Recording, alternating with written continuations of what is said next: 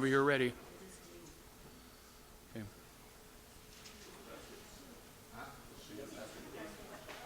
I think you either give them right to Mike.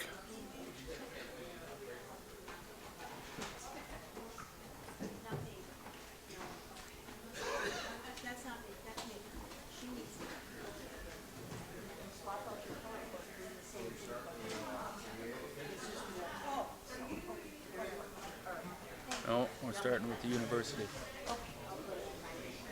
Are you ready? Are you ready?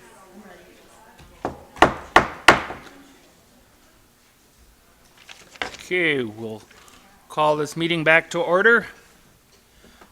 The second day of the budget hearing. So the first Recording in progress. First thing, make sure you all got your attendance buttons pushed in, showing that you're present, and then we'll have the Pledge of Allegiance.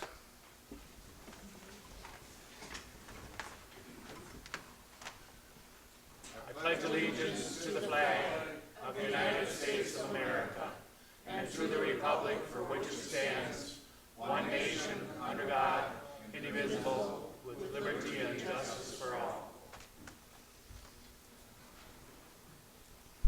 Supervisor Powers.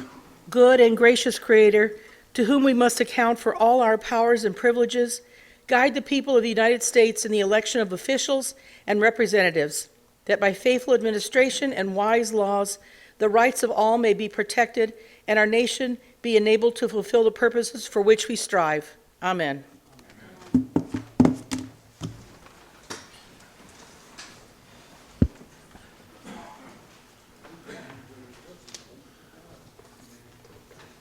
Next thing is the adoption of today's agenda. So moved. Motion made and second for the adoption of the agenda. All those in favor signify by saying aye. Aye. Those opposed say nay. Carried. At this time, is there anyone from the public that wishes to speak on anything on Winnebago County? And you'll have to watch Zoom too. I didn't ask yesterday, so. Anyone that would like to speak on anything about Winnebago County today? And there is no one on Zoom, so I'll close that part of the hearing. Reports from committees, commissions, and boards. Is there anyone? Committees, commissions, or boards? Not seeing anyone. We'll go right to my report, which will keep it real short. We have Supervisors Boehm, Youngquist, and Stafford that are excused today, and some of you will be going in and out for other reasons today. Just make sure you punch yourself in and out as you enter and exit the meeting for voting privileges. Supervisor Dowling. Thank you, Mr. Chairman. I'd like to make... Shows that you're on up here. Thank you. Thank you, Mr. Chairman. I would move to exercise Rule 13.0. Thank you. I would move to exercise Rule 13.0, specifically to suspend Rules 9.15 and 11.6 for remote voting, 18.7 for meetings prior to 3 p.m., and 10.2 for removing the 2-minute, just the meetings for till 3 p.m. Do I hear a second? Second. Motion is made and seconded. And I can repeat that since I fumbled it pretty good. So I'm moving to exercise Rule 13.0, specifically suspend Rules 9.15, 11.6 for remote voting, and 18.7 for meetings prior to 3 p.m. And that was seconded by Flom. Discussion. Anyone have any discussion? Supervisor Nussbaum. Why?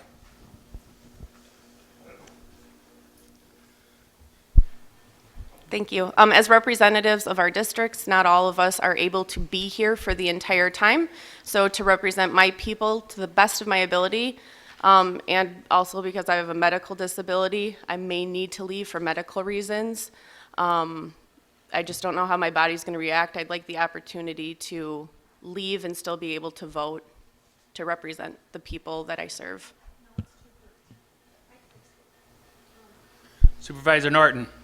Well, I would be against this because I guess we voted, the county board, I opposed it to make it as such that you had to be in person and in your seat. And I guess if you have to be in person in your seat for a county board meeting, and this is a county board meeting, and I think you should be in your seat to vote for anything on the budget. But that's my opinion. So I don't know why, but everybody went off here that had their lights on. So if you want to put your lights back on, they all went off. Supervisor Hanson. I would just like a point of clarification that this would be for this session only, because on some regards, I agree with Supervisor Norton. In voting, you need to be in your seat, but this is a different set of circumstances and length of meeting, as it can go several days. So with that, I am in favor of voting for the temporary suspension.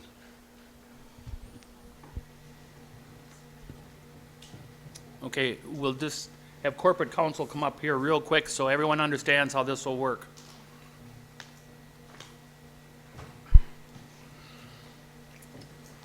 Good morning. I just want to clarify what Supervisor Dowling is requesting the body to grant.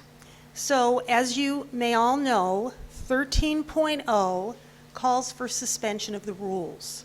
And it basically says, these are your county board rules. Any of the rules may be suspended by 2/3 vote of members present or attending remotely, except certain rules. The rules that she just cited do not fall within that exception. The rules that she asked to suspend are 9.15. 9.15 relates to the remote option. She's asking to suspend, again, for the budget session, 11.6.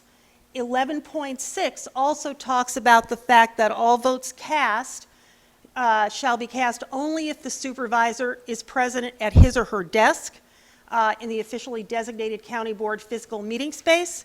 And she's asking to suspend 18.7. And 18.7 says all committees, boards, and commissions will meet no earlier than 3 p.m. on any given day unless the committee agrees unanimously to a different time. So given the fact that none of the rules that she is asking to suspend fall within the exceptions under 13.0, then it is in order. And again, per the rule, it has to be, the vote has to be 2/3 of members present for it to pass. I don't know if that helps, but there you go. Supervisor Powers. Thank you, Mr. Chairman.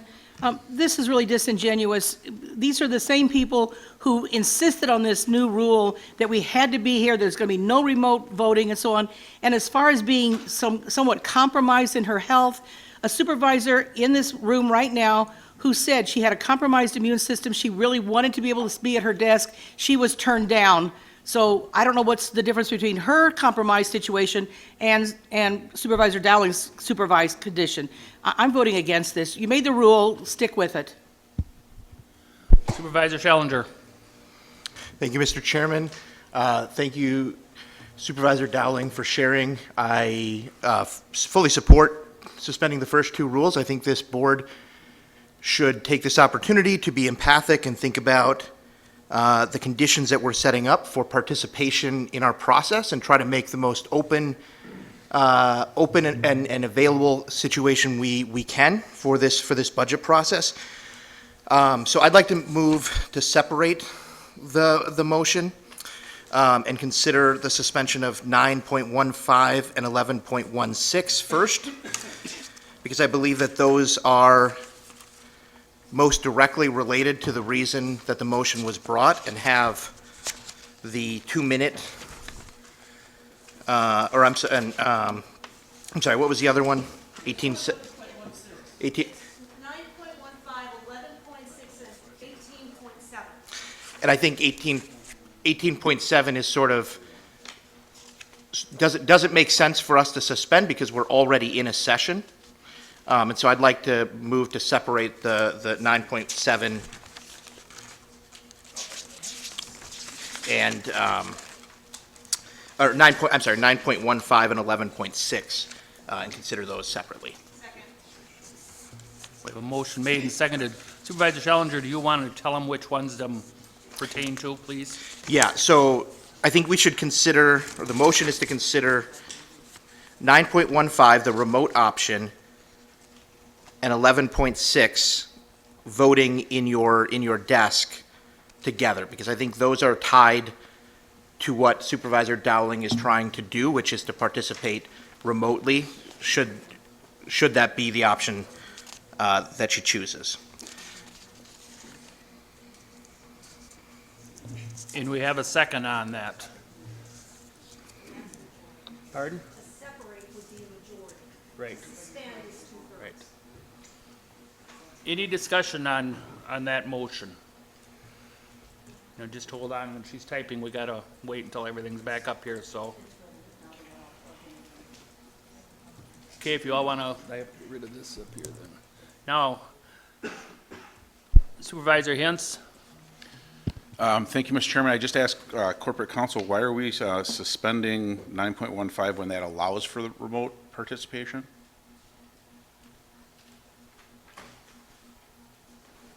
That is what will you go to the mic, please?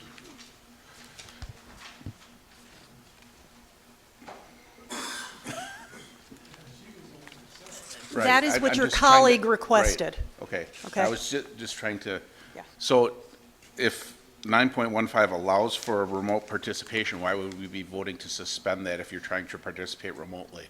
That's my question for whoever's proposing this and the amendments. There's a possibility I really messed stuff up. I'm so sorry. My understanding is she, according to my notes, she referenced 9.15, 11.6, and 18.7.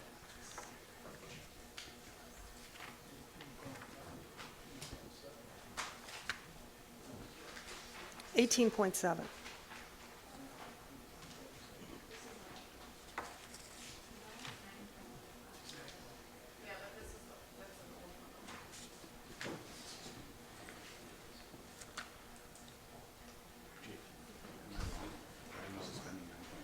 There's new rules on all your desks, so don't, any rules that they're all on your desk.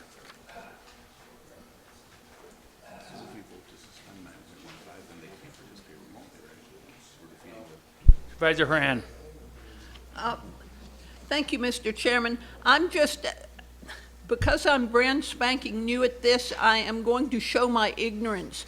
At what point in time during this budget process do we vote? When we're done with all the departments. So the potential for people to be in their seat needs only, they only need to be there when we're doing the actual voting, correct? As of right now, the way the rules are at this time, yes.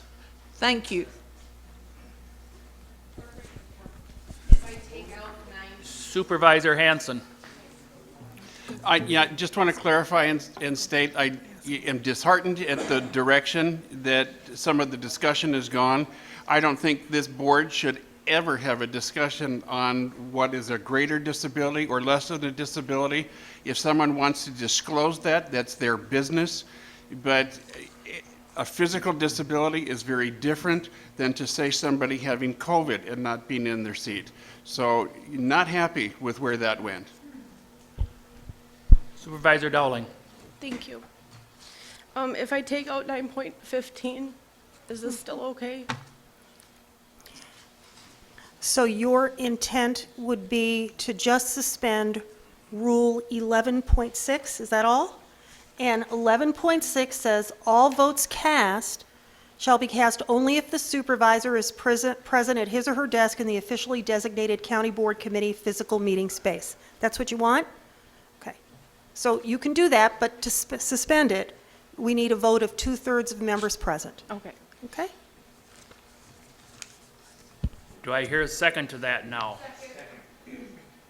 Who said second? We didn't have it. Second by Ellenberg.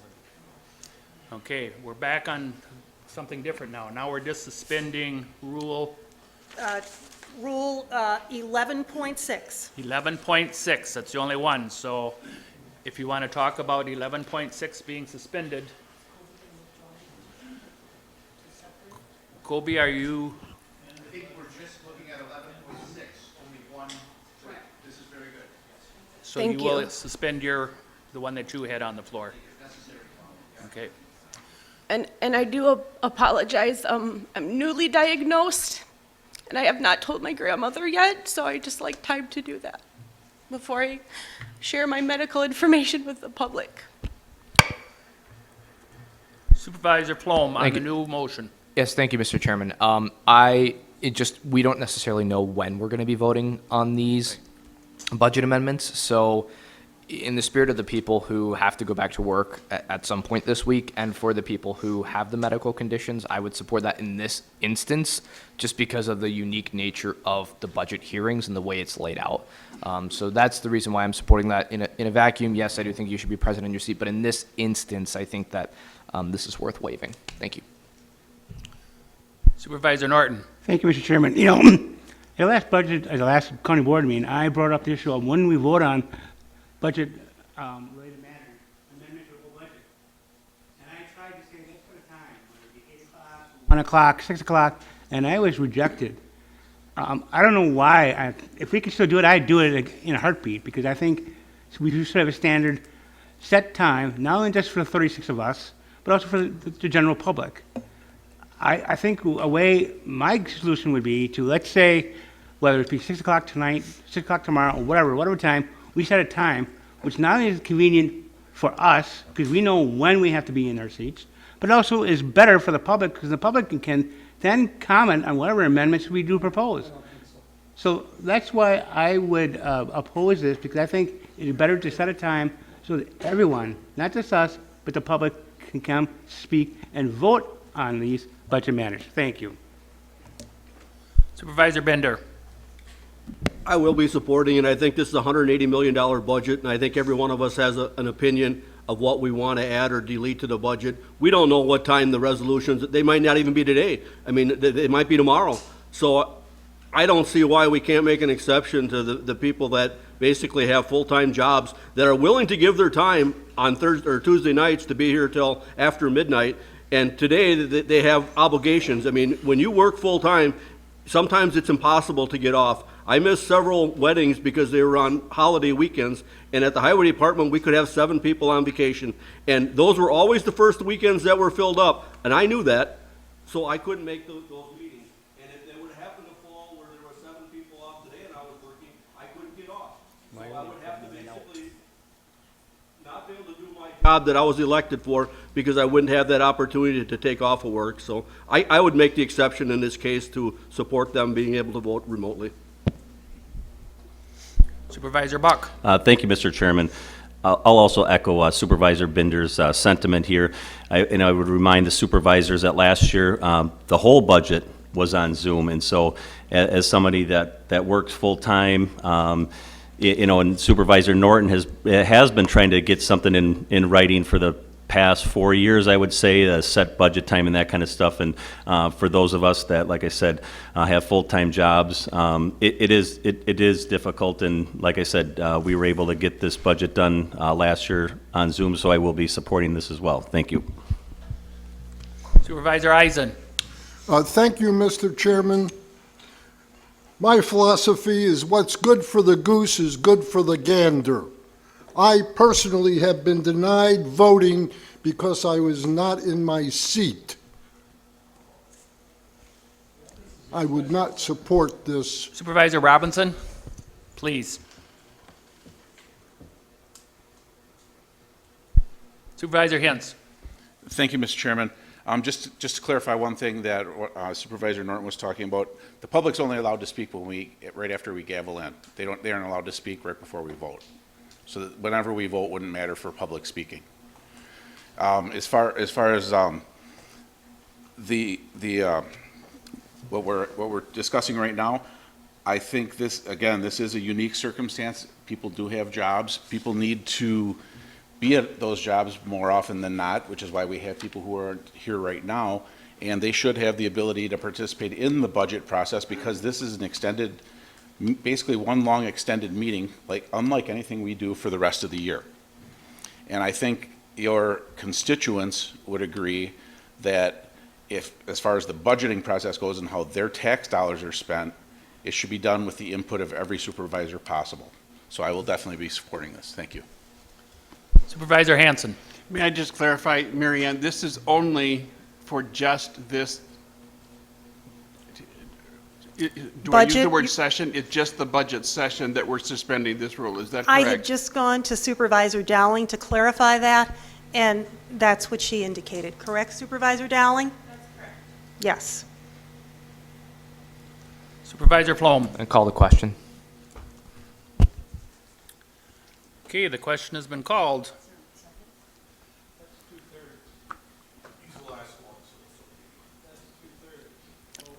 I have not heard any second yet. Motion been made and seconded. This will be 2/3 votes. Right, but I don't think if no one else has a, It's been 'cause withdrawn. no one else has a question, so we could go right to the vote. So you might, Except I wanted to say a couple things, but okay. oh, there you go, there you go. No, the only thing I was going to say, and I agree with the disabilities and everything, believe me, I really do. I've got some myself. But when I was working full-time, I had to take here and come because, and you say like last year, you're right, we're in COVID. A lot of things were different. It wasn't like we're, I won't say out of COVID because we're definitely not. But it has been made a rule that you are in your seats when you go ahead and vote, and we're not doing it by Zoom anymore. There's 36 of you, and it passed by majority, maybe 2/3, I don't even remember what. So I think we're weighing two different things. Are we weighing it because there's people that can't be on and want to be on Zoom to go ahead and vote? Or are there people that just have disabilities that can't be on? I know that there's at least one, if not more than one, that had disabilities that come from a long ways away just to make sure that that person was at this meeting, to sit in his seat to go ahead and vote at this meeting. By rights, maybe that person wouldn't have had to be in such a hurry coming from many miles away to get this done. I guess I said my two cents worth there, but there are disabilities out there that a lot of you don't even know. I know some of our board members have got disabilities right now, and they could say, well, I want to stay home and watch it because I don't want to have to sit all that time in these chairs. So I've said my 2 cents worth, and I have nothing else to say. Are we ready to vote? I do believe we are ready to vote. I do not see any more. Those in favor of doing the Supervisor Dowling's, Which is suspending Rule 11.6 for this budget session. in that 11.6, just so they all understand, do you want to say what that is? Yes, 11.6 states, "All votes cast shall be cast only if the supervisor is present at his or her desk in the officially designated county board committee physical meeting space." So if you're in favor of it, signify, or not signify, but vote A. If you're not, vote nay.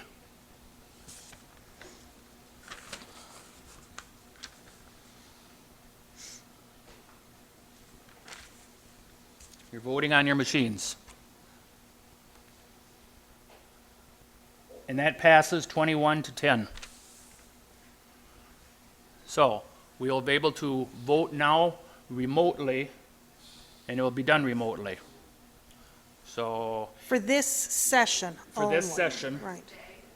for this session, For the, right. the For remainder this, of it? for this budget session, correct. If you get done however long today, it goes for this if it goes budget till session. tomorrow, this rule is still in place. Okay. So if you know of anyone that's not here today that wants to listen to it on Zoom and vote, call them up and tell them. Supervisor Norton. Are we going to email or communicate to those supervisors who are not here that they can now participate? Because they probably don't know that. I'm fairly sure that Supervisor Youngquist doesn't know it. I don't know about Supervisor Beam, and I don't know about Supervisor Stratford, but I think if you are not here, I think you should be able somehow inform them, email, text message, something. Should tell them, because they probably are under the assumption that you have to be in their seat. That's what I just said, you better call them, Well, because I don't know how else. I guess Clerk can't why, run down and send out messages right now. well, okay, I mean, I think someone has the capability of doing that, you know. So, I would be willing to email the supervisors right now. okay. There's another one that I did not announce because I just got an email from her. Supervisor Gabbert is asked to be excused today also. For work purposes, this is the first one she's ever missed. All right. I think that takes us into now. So, first one on the agenda today is the University Extension Office with Chris Yu. Yu, I believe it is. You want to come right up here, Chris? Come right up here. I wrote you.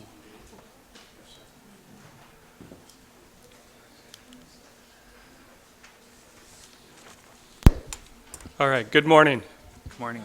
For those I haven't had the opportunity to meet, my name is Chris View. I am the director of Winnebago, Outagamie, and Wapaka Extension Departments, so I serve as a department head in the 3 different counties.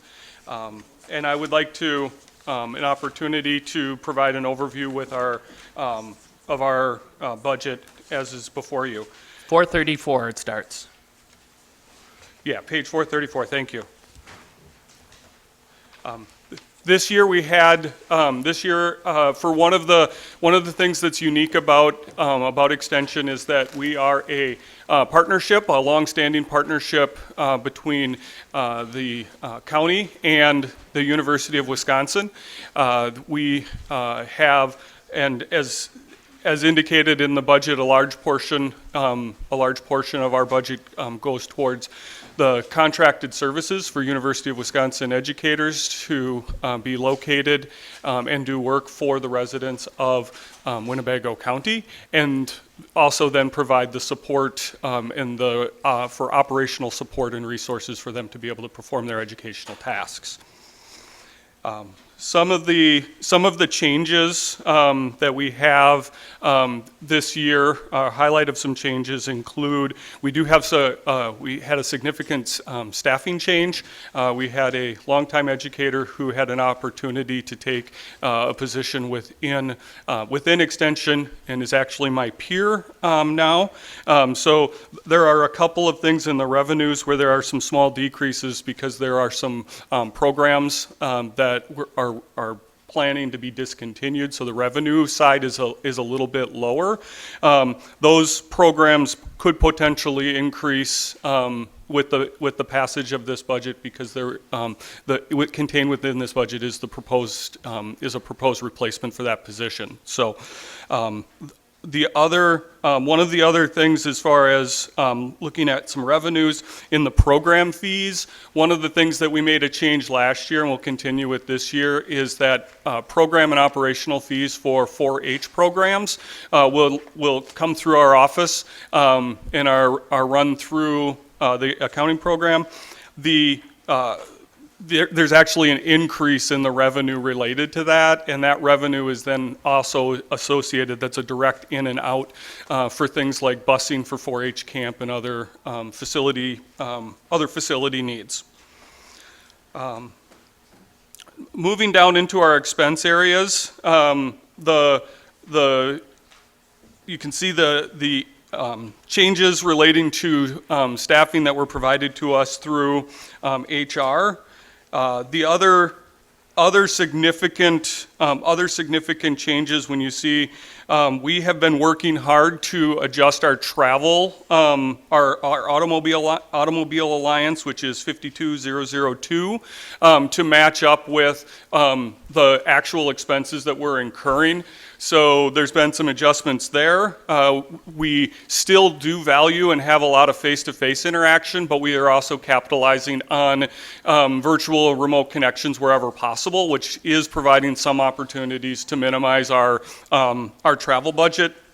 The other, in the registration and fees, last year we had a known certification professional development event that was budgeted for, so that was included in last year's budget.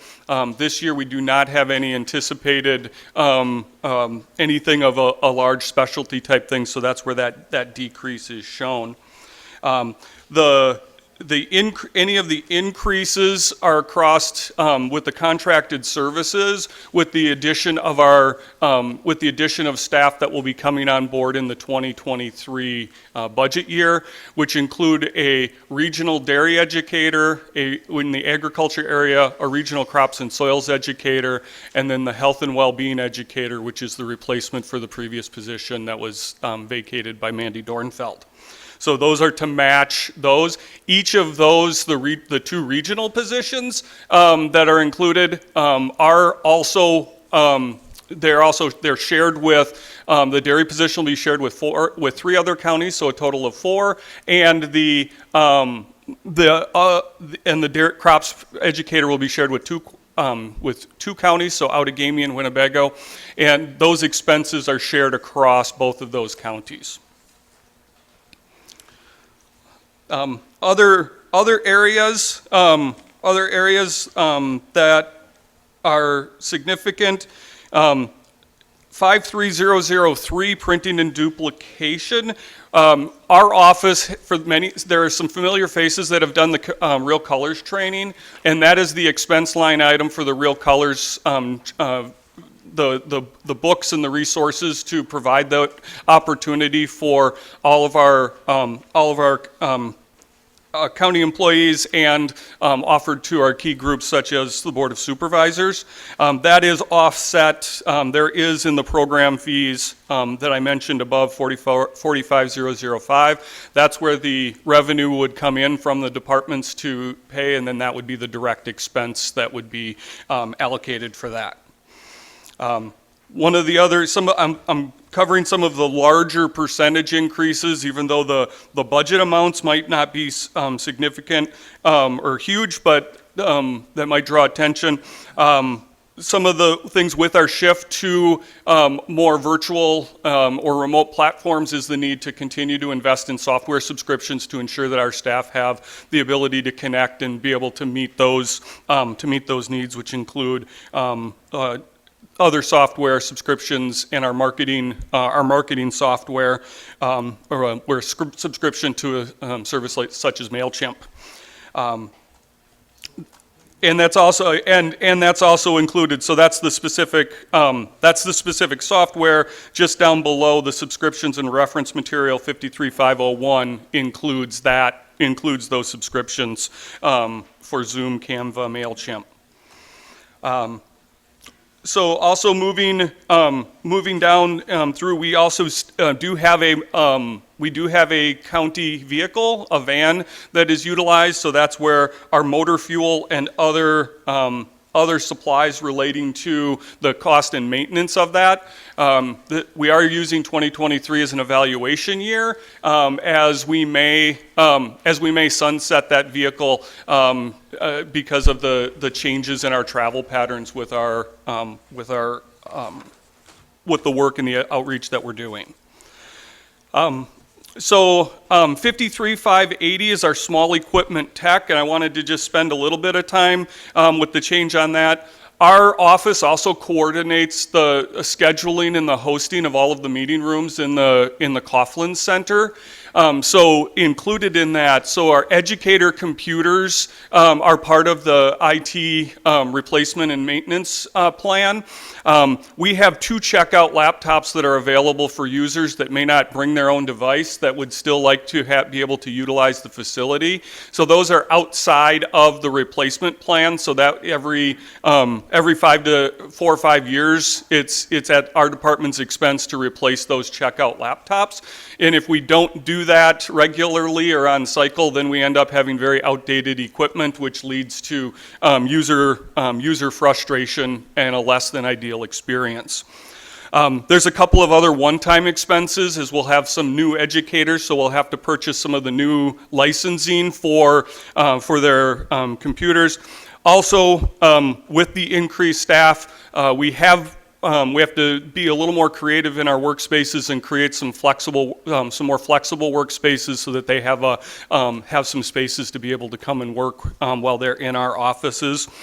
So that is a workstation, or at least a space, webcam, adapters, and all of the fun things that so that someone can be productive when they're not in their quote-unquote home office location. Our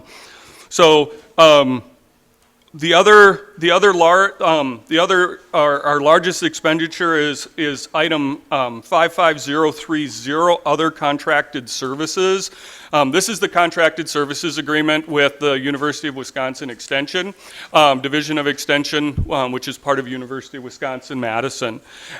So a breakdown of those positions is that we do have 6 positions. We do have 6 of the positions that are what are called co-funded positions. These are flat fee positions to the county. That flat fee for 2023 is $44,900. That is not the actual cost of the salary and benefits. The co-funding comes from the Division of Extension that then pays the balance, as long as, in addition to administrative training, professional development from the university side. So that amount includes, the subtotal for that area is $160,000, $160,742. That includes a full-time here in Winnebago County 4-H educator, a financial security educator, and those 2 are full-time in Winnebago County. There's also a community development educator, Mia Young. She is a shared position with Outagamie and Winnebago, so that is, each of the counties share half of that $44,900. Also included are the regional ag position, so that would be shared with 2 counties, so that $44,900 would be split amongst Outagamie and Winnebago counties. The regional dairy educator, and both of those will assume their role shortly after the first of the year, which would align with when the fiscal year starts. The regional dairy educator is shared amongst 4 counties, Oconto, Shawano, Outagamie, and Winnebago. So that would be at 25% of the $44,900. Also included is a 3-county positive youth development educator. So at 0.3 of the $44,900. This position, would support our youth programs, our 4-H programs, but more specifically, one of the opportunities is a program that is a 4-H program called Juntos, and Juntos reaches our Hispanic communities, and the reason that it is multi-county is because within Wapaka and Outagamie counties, we have the New London area that splits, and then we have the Appleton, Neenah, Menasha corridor which the civil boundaries of the counties don't match up with where the residents and the school districts live exactly. So having a position that would be able to work with youth and families in those areas. One of those would be Spanish speaking, but that's only one part of that program.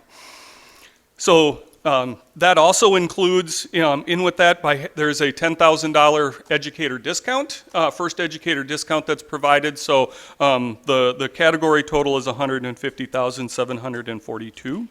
The balance of that is in 2 county-funded extension educator positions. And so where the advantage of this is that the county utilizes, we utilize county resources to pay for the salary and fringe benefits for an extension educator that will be focused on the needs and the residents of Winnebago County, while also being connected to the the University of Wisconsin Division of Extension network of resources and programs. So it's a win, it's a good use or a wise use of the funds in order to do that. One of those positions is a .8 position for our horticulture educator.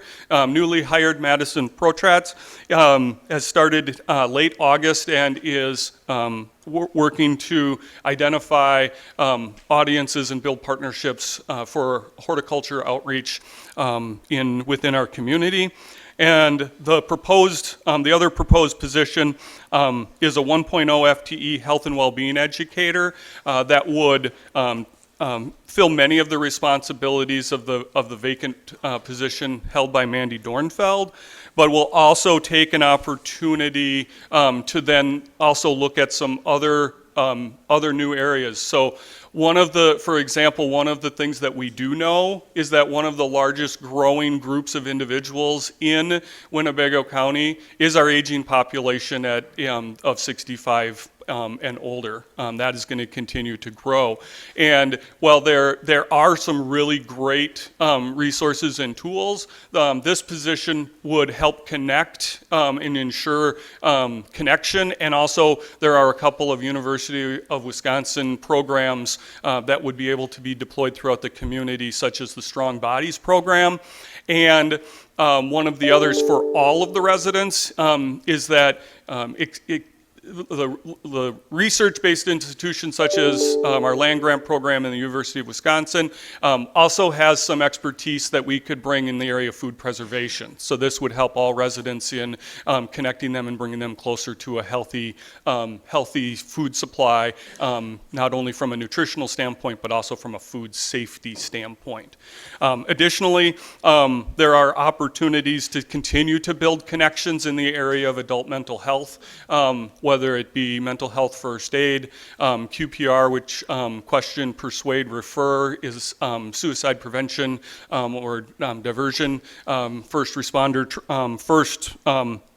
first person support training, in addition to a research evidence-based program called We Cope, which is utilizing the power, connecting the power of teams to be able to build support networks for those that are encountering stressful situations. So that's just an example. That position, if when the budget is passed, that position would be hired in the first quarter of 2023. So those are my overviews. Can I answer any questions from the board? Vice Chairman Fari. Thank you, Mr. Chairman. I'm referencing page 445 and object number 55030. If we scroll from left to right, I read that the department requested $235,667 for that category. Yes. But the executive increased it almost $100,000? Yes. And what's the explanation for that? The explanation is to reach our levy target, the target that was provided to us. The department requested budget did not include the health and well-being educator that was recently vacated. So basically, the county executive wanted to add that person in, and that is a result of that addition. I also wanted to add that person in. So, that was also a departmental decision to do that. And with the budget constraints, I did work through the process and to request that addition to the budget. Okay, after you had received the initial budget guidelines, which was a zero levy increase. Yes. So this discussion transpired after that. Yes. Okay, thank you. Supervisor Eisen. Thank you, Mr. Chairman. Chris, is there a good reason that the creation of an Equity, Diversity, and Inclusion Commission is absent from your accomplishments from 2022? The only reason that I have is administrative error. That would be on me for not including it. Well, I suggest that you put it in the final adopted budget when it gets published. Right. Thank you. Supervisor Estero. Thank you, Mr. Chairman. So, Chris, thank you for your presentation. I appreciated your colors program that I participated in. I, too, am looking at 55030, just the 334,000 amount, the 13% increase. I have some overall concerns of what is going on with this department. I participated in the Counties Association conference. I was part of home and community education as a homemaker, and so on and so forth. I've gone to the Fox Cities campus.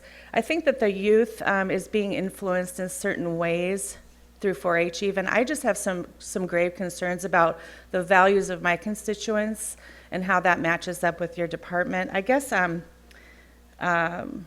the question I have is, does the USD, are you connected to the USDA? Are you represented? Yes, we are. Okay, this is just something I heard, and this will be my final question. It would be, or my only more, are they going to require gardens, people's gardens, to be registered? Thank you. So I don't know. I don't have an answer. I'm not aware of any. I'm not aware of any of that from the USDA. We are connected to the USDA in a couple of different ways. Primarily, the USDA is a federal funding source that through the land grant and other fiscal acts, they provide funding, which is part of our funding. They give funding to the Land Grant Institution, which is the Division of Extension at UW-Madison, and we combine state, federal, and county revenues along with any other grants or in order to fund our programs. The other connection is that the USDA does oversee the 4-H program, so it's really the only youth development program that's housed in the United States Department of Agriculture, and most others are housed in the Department of Education or other groups. So that's where our direct connection is. I'm sorry, I don't have a knowledgeable information on relating to gardens. Supervisor Robinson. Thank you, Mr. Chairman. Well, this is just for Winnebago County, is that not correct? This here, what you're presenting to us is just for Winnebago County? Yes. Okay, so Allegheny County is paying the same thing. So really, you're really, on that one, where the 334,000, I mean, you really need that much money? To have the Because you're getting the educators. double amount of money, you see what I'm saying? Well, no, that's actually, we've accounted for that. So for example, the community development position, that is split funding with each of the counties paying for an equal portion. The same with the regional ag educator, the regional dairy educator. Each of those counties, the expenses are scaled to the representative percentages, so they're not the full 1.0 FTEs. They are scaled so that all of those counties would work together to fund a full-time educator that would have a focus on multiple counties. That would also be the same with the positive youth development educator that would have a focus area of three counties. That would be split in a third each to Wapaka, Outagamie, and Winnebago counties, with each of them responsible for a third of the expenses as well. Supervisor Norton. Thank you, Mr. Chairman. Chris, I anticipate there may be an amendment that deals with the scholarship program. And my question specifically, the scholarship program at one time, I think, was in your department, and I don't know where it is now. But if this amendment comes forth, and I think there's, from the committee that's formed, there may be some changes to that program. I have some thoughts on that. I guess my question would be to you is, would you feel comfortable if the scholarship committee, or scholarship program kind of went in your department and you had someone that kind of looked after that? That's my question. I guess we could, there's always that possibility to have that conversation. I would, my preference initially, just listening and knowing what I know about the scholarship program, would be to have someone from our department as part of the work team and be part of a consistent. We actually have Sarah Thompson, who is a 4-H and science educator, who does have a lot of experience with that, and I think with her being part of that support team, I do think that can help and aid that program in going forward. Thank you, Chris. That's kind of what I was looking for. Thank you. Yep. Supervisor Brand. Thank you, Mr. Chairman. In going back to the question of 55030, I'm wondering, because there are so many entities that are included in that space, are you having to live within the boundaries of what the USDA says, of what Wisconsin says, of what the county says, and of what the townships, cities, and villages say? So it is a balance. There is a balance. One of the things, at least going, excuse me, from the top down, so looking at what the USDA and all three offices this week, I'm facilitating our civil rights reviews, and it just ensures that we are making reasonable attempts to provide access to all of the residents in Winnebago County. So this would be based on underserved, protected audiences, and again, that's trying to achieve parity. So at 85.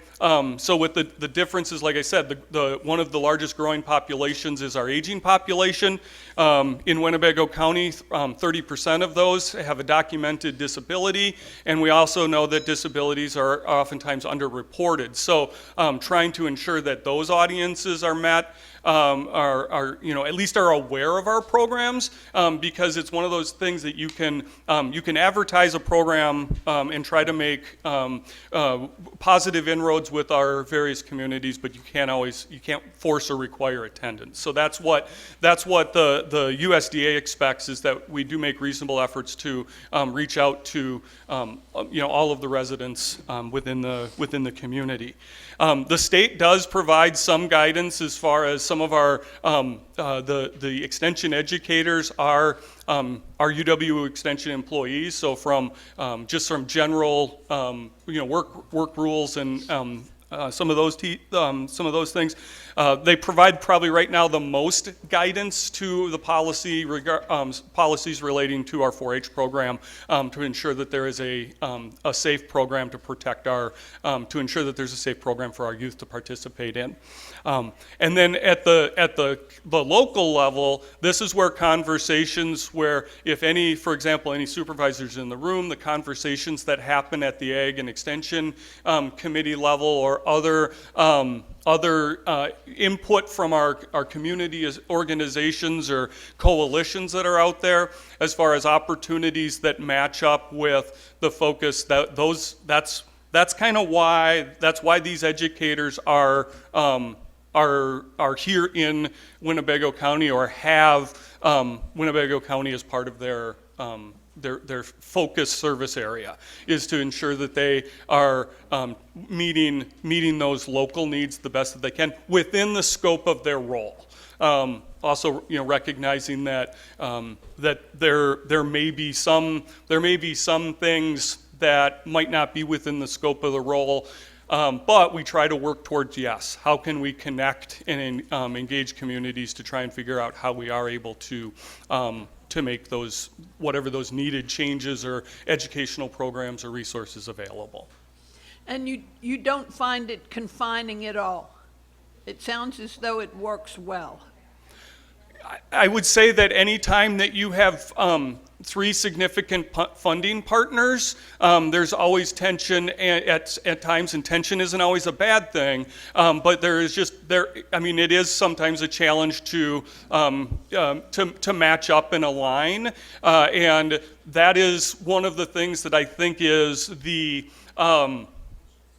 I think it's a good thing that why we have our local educators here within our communities is because they are able to directly connect and engage with our local audiences and to be able to bring that voice into decision making. Thank you. Supervisor Defferting. Thank you, Mr. Chair. A question in regards to just your overall student enrollment over the last 3 years. What's your enrollments going from like 2019 to looking at 2023? So that is that's the one number that I don't have in front of me is exactly where our 4-H program is at. I do know that it's in part, I know what slide it's on in our civil rights presentation that we had to do yesterday. So in general, 2019 was what we would call an average year. Once the pandemic hit in 2020 and 2021 with the switch or the need for virtual programming, the 4-H program did have about a 20% decline. So there were just some families that said this is not working for us. Now we'll also just want to put out that there were actually some new families because virtual was a format that did work for them. And then the indications, we're just at the beginning. So the 4-H membership year runs on the federal. So okay, here's the fun part. So we have the federal calendar, which is October through September. We have the state fiscal calendar, which is July through June. And then we have the county fiscal calendar, which is January through December. And I have to be cognizant of all of those. So our 4-H year runs on the federal calendar. So we are just getting enrollment numbers in, but it's already back. We're already back to 2019 numbers, and we haven't even completed yet. So we're looking for some growth. Okay, so you don't have a number though, right? Correct. No, I can make some guesses, but I also have 3 counties worth of 4-H membership in my head, and I fear I would be giving the wrong one. Okay, whenever you have that number, could you send that on over to me? Yes, I can do that. Thank you. Thank you, Chris. I see no other questions. Okay. Thank you much. Thank you. I didn't mention before that we'll probably take either right after the district attorney or clerk of courts, we'll take a short break. And then probably right around noon, we'll also be breaking. We'll see where we're at and go from there. So we're going to kind of leave it up to you if you want to make it an hour or a half hour, but we'll ask on there. So we'll give you breaks there. So, and don't forget all the rolls and that back in there. Next is District Attorney Eric Spar. If you want to get up and go get any at any time, there's water back there, there's juice, there's soda, and coffee. Make sure and drink Sue's coffee. Mr. Spar. All right, thank you. I didn't mean to try to push my way into the first position earlier. Sorry about that. But so this is the first time I've been at one of these presentations. I've been in the DA's office for about 17 years, but only in this position for about 6 months. So I'm new to this, as I know some of you are as well. This is Kelly Coots, who's our office supervisor, and she's really the budget guru. So if the questions get hard, I look to her sometimes. But for people that are relatively new to this, our office is a little bit different than a lot of the ones you're going to hear from because we have kind of a state-county hybrid. We have about 30 lawyers in our office. 12 of them are attorneys, and they are state-funded. Our computers are funded by the state as well, and then the remainder of our budget is from the county. So there is a reimbursement that comes from the state as well, and you'll see that appears in our budget. Mostly, though, our budget doesn't change that much from year to year. So it's probably, or maybe fortunately, relatively boring compared to some of the other departments. Most of the changes that happen with our budget are related to grants. So you'll see the major changes and the explanations essentially reference that either grants were expiring or there were expenditures that we had when we had the grants that we no longer have. So those are the big changes. Ultimately, the non-grant items that are in our budget come pretty close to a net zero. So there's not a significant change from previous years. A couple things to highlight that do look a little bit different.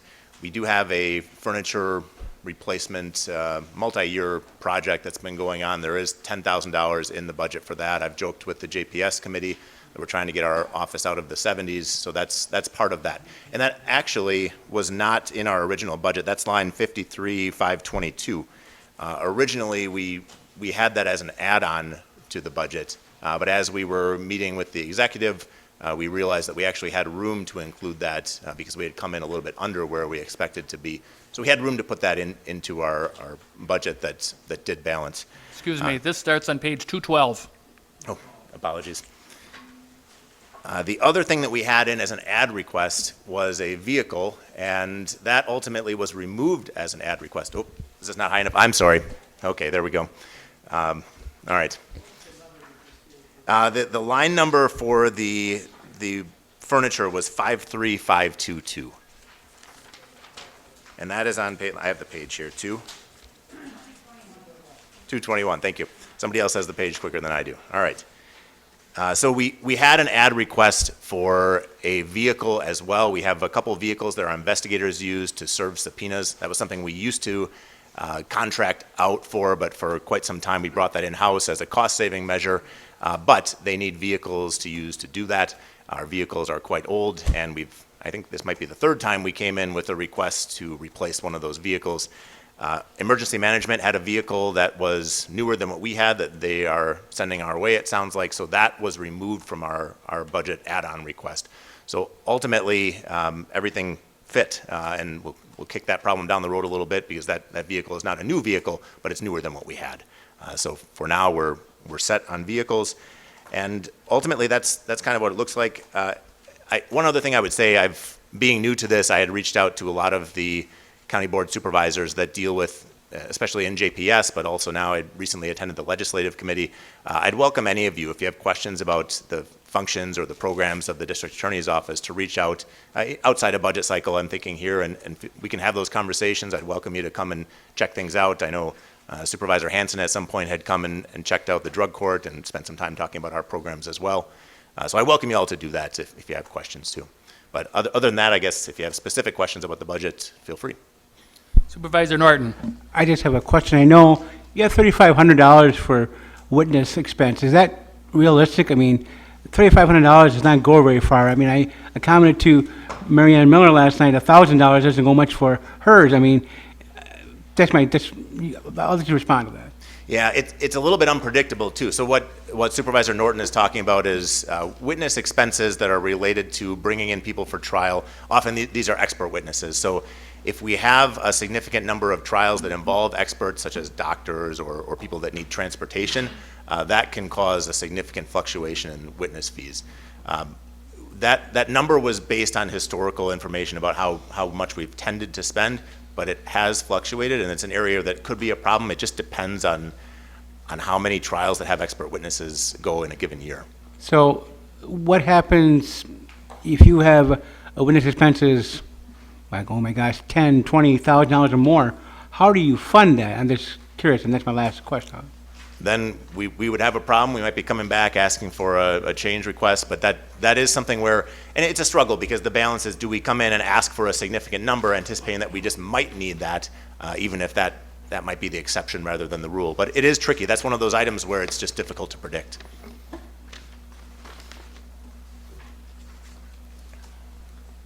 Supervisor Testera. Yes, thank you for the presentation. I'll try to reach out because this is an area of interest. So I was just wondering on page 217 under total revenues, do you receive judgments? Like, are you awarded by a judge, in lawsuits where we are receiving judgments? We don't receive money like that directly. Okay. The reimbursements, I had mentioned that we get reimbursements from the state. That's actually on page 218, the line 42002, way at the top there. Okay. That is a reimbursement we get for one of our victim witness positions from the state level. Okay. But that's not a direct, it's not direct depending on cases or anything like that. It's a number that the state sets And one more question, Yes. if I don't, because yeah, thank you so much, I don't mean to. So, also 217, under total expenditures, just the adjusted budget is 2.5 million, and then the executive is 1.9 million. What's the cut there? I should know, but I just wondered what the difference is.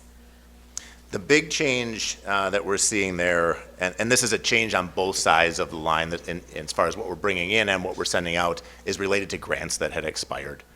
So we had 3 grants that were active as of last year.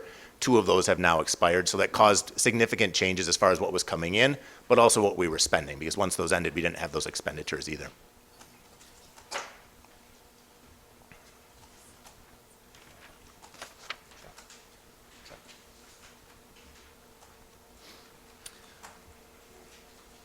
Supervisor Defferting.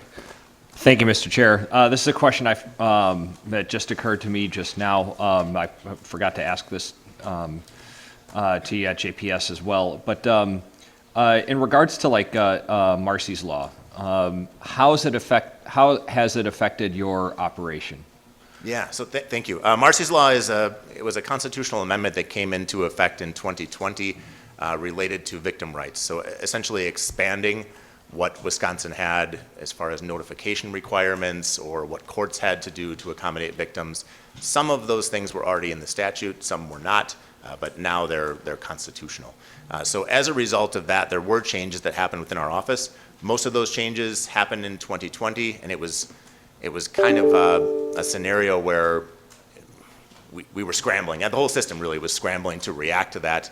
One of the issues with Marcy's Law is it's not very particular about what it means. It's kind of general directives, and everybody was left to try to interpret what those mean and what changes were truly needed. We did have some budgetary changes that happened as a result of that. They're now, I mean, those already happened before this budget. So I think we had 3 victim witness positions going into that. We now have 4. I think one of those was, and Kelly's nodding her head agreeing with me, so I'm on the right track here. We had added one of our victim witness positions as a result of Marcy's Law because of the increased requirements. Their duties look a little different. So our victim witness personnel are people that are giving notification to victims about hearing dates and times. They're accompanying them to court. They're sending them information if they don't want to attend court via mail or email. Calling, if we have somebody who's in custody, they're calling victims to make contact with them and keep them apprised of when the cases are going to go to court, things like that. So with the increase there, that resulted in one extra position that we had added a couple of years ago. Those things have stabilized now, so that's remained fairly steady. But it's changed the jobs of the lawyers a little bit. It changed the jobs of our victim witness county personnel a lot more. And how has it affected, like, in regards to revocation? Have you seen any trend in that? Revocation of probation, or which? Probation, yeah. I'm not sure if there's been a significant change there. Probation revocations are handled by Department of Corrections, so we don't often have direct involvement in those, but we do hear about them because frequently we have a criminal case that may have been the driving force behind the revocation. I'm not sure. I don't have direct access to the DOC data to see what has changed there. It doesn't feel that different as far as how frequently they're happening. I will say there have been general changes with Department of Corrections as far as trending away towards revocation. I don't think it's related to Marcy's Law. I think it's just a policy change at the state level where they are being encouraged not to revoke people when they don't have new offenses, for example, or if it's just for drug use, as another example. So they've had some changes, but I don't think they're connected to Marcy's Law. Okay, that's good to know. So it looks like it's primarily affecting, like, just budget-wise, it's affecting, victim and witness protection. Correct. Yeah, our victim witness services had a change as a result of that. Okay, thanks. Thank you. Not seeing any other questions. Thank you, Mr. Spar. Oh, thank you. Next will be the Clerk of Courts, Tara Berry.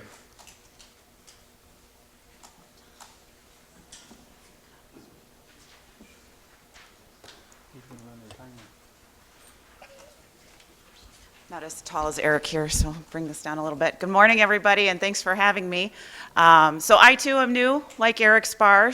This is my first full year as the clerk of courts. I was appointed last November by the circuit court judges, so bear with me as I work my way through this, as it being my first time. I did bring Melissa Schneider. She's our financial accountant through the clerk of court's office, so able to help guide me along answering any questions you may have. So I do want to point out a few things that happened. So change was a big theme to our office this year. Besides myself coming in, we saw some new circuit court judges, Judge Caberline and Judge Gibbs, get appointed. We also had 2 new court commissioners, and along with appointing new court officials or bringing some in, that in itself creates a lot of change for our office when we have to update our system. So along with that, our system completely updated. We went to CCAP 3. We had been on CCAP 2 for quite some time now, so all the staff in our office had to learn a whole bunch of new techniques, and we're still in the process of doing that. So I think my staff are sticking through it with us because it's been a long road this year. Along with that, we just strive to provide excellent customer service to all the litigants and attorneys that we work with. We have about 25 to 30 members of staff. Staffing was a problem this year. We saw a lot of staff turnover. We worked hard to rebuild our staff, and we're doing a good job at that. We're probably at only a couple positions open with our office right now, and it's nice to have people in the office to help do the jobs that we need to accomplish for the public. We also did some changes after COVID, we started redoing our jury orientation. So every time we have a jury come in to assist the courts in finalizing some of our cases, I sit with the jurors, I go through the process with them and what they may experience that day. So that we had stopped over the COVID for a couple years. We started doing that again. And then also Family Court Services re-implemented the parent education classes in the courthouse that had stopped during the COVID pandemic. So we've trying to re-educate our public to help them understand what we do here and make sure that we give them as much information as possible so nobody's afraid of the process and we're able to answer all their questions. Along with that, Family Court Services established procedures providing custody evaluations for studies. They work hand in hand with our family court commissioners to help resolve cases as quickly as possible with actually not using as much court time. We're trying to update the COC website. We're also utilizing CCAP to provide more information to jurors online. Our system was pretty old, and we were using the telephone system to help let jurors know when they needed to come into our office to serve as jurors. Now we're doing something more online to make it a lot easier and accessible for the public. One of the things, we're very much like the DA's office. So we do get state funding. You'll see it on, just want to point that out real quick. On page 229, 42018, we do get, it's called the Court System Support Program. The state does provide us money, so normally our budget stays pretty much the same, which contributes to help support the circuit court system here in the Winnebago County. The rest of it is, it's from the county, so a lot of the things that we ask for is usually more for the technology base of the circuit courts to help provide the technology in the courtrooms to be able to give access to attorneys and litigants without maybe bringing them into hearings here in the building. So specifically, when we go back to page 227, our biggest request this year was the technology portion. Branch 6 is going to be hopefully getting that new system this year. That is probably our last full upgrade and installation. We have a couple really old systems, but one of the problems we're facing is the vendors that we're using don't have equipment. So in Branch 4, we've had to reschedule an installation more than once, probably 2 times, and you can barely hear anything in that courtroom. Branch 6 is smaller, so luckily they don't have sound issues, but technology-wise, their capability is not so great. So we're hoping to see that get better here in the next year with both of those courtrooms getting the installation. We'll probably have to ask for the Branch 4 money to get rolled over into 2023, but that's already been budgeted for, so technically we're only asking for the Branch 6 upgrade. Along with that, we have some small equipment technology requests based on the circuit court's needs, so some hearing impaired units, so that way we can provide better quality sound to people who may need that, some microphones, things like that, so some smaller technology that we're requesting. But other than that, there's not much else for me to report. Does anybody have any questions? Supervisor Powers. Thank you. Thank you, Mr. Chairman. Just one question. You mentioned you had a significant turnover. I don't know if that you always have that. And do you attribute that to natural attrition or a matter of salary and benefits, or do you know why? I do know why in a couple circumstances.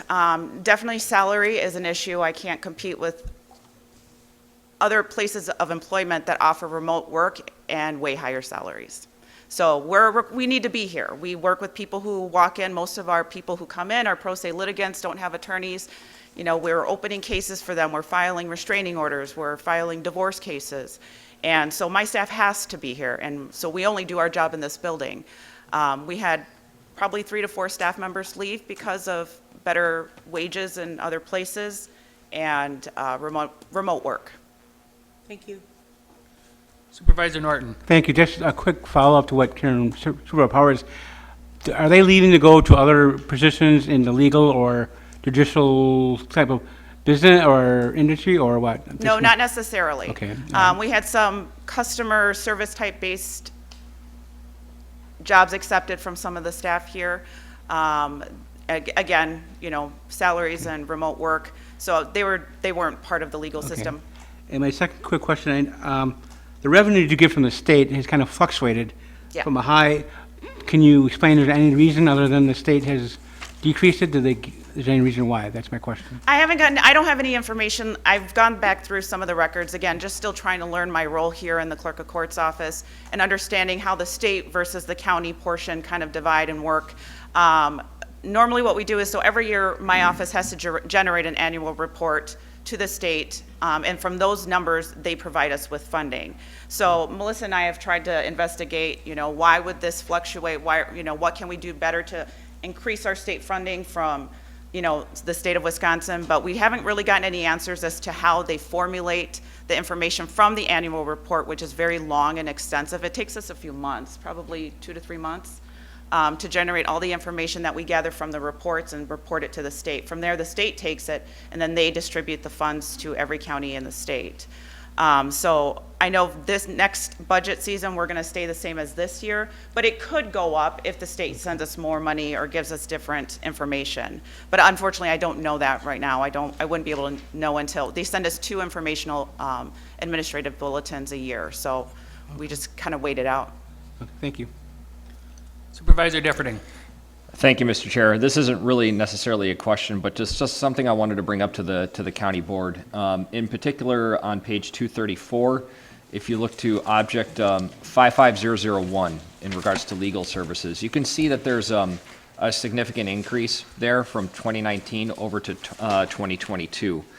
And this was a question that I brought up to Tara at JPS, and it pretty much confirmed what I thought. But in 2018, the Wisconsin Supreme Court raised the pay for court-appointed defense lawyers from $70 to $100 an hour. And so essentially, this is slowly turning into an unfunded mandate for the county. Because of that increase, we're seeing that pretty significant jump from 322 to now asking $452,550. A lot of obviously that's not the covers all of that, but that's a big chunk for the increase there. And so this is something where the state is essentially passing the buck onto the counties. And it's creating a pretty big expense for the county, and we're having difficulty getting reimbursed from the state in regards to that.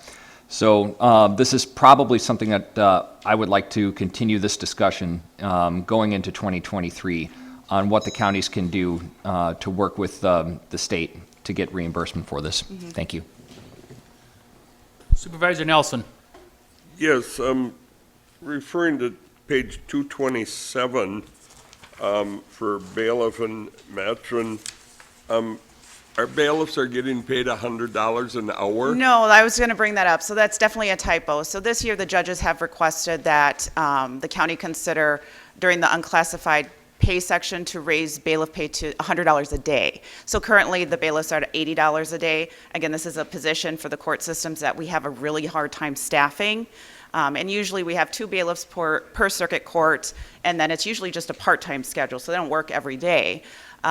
But we're lucky if we have one per branch right now, and with jury trials, it's necessary we have 2 to stay with the jurors. So the judges are going to request to have that raised to $100 a day, and not knowing whether or not it would be approved, we just wanted to make sure we planned accordingly.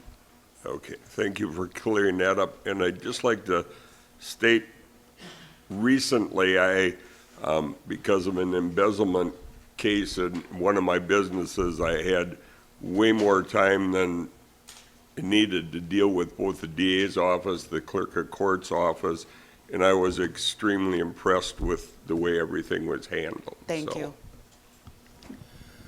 Supervisor Estera. Thank you, Mr. Chair. Thank you, Director Barry. As a mediator for the Conflict Resolution Center, on number 6 for your 2022 accomplishments, I appreciated what you said there. 50% of mediation cases through family court services have ended in full or partial agreements, and that's a lot of volunteer help there. I wondered, do you have any idea of how much that might be saving our county? Unfortunately, I don't have any specific numbers. So Family Court Services and I, in my office, work very close together. Okay.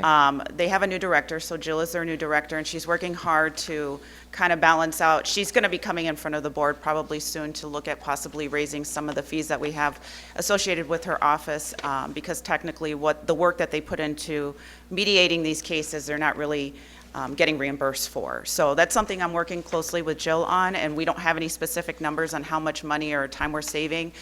So there's different processes when it comes to getting into family court services.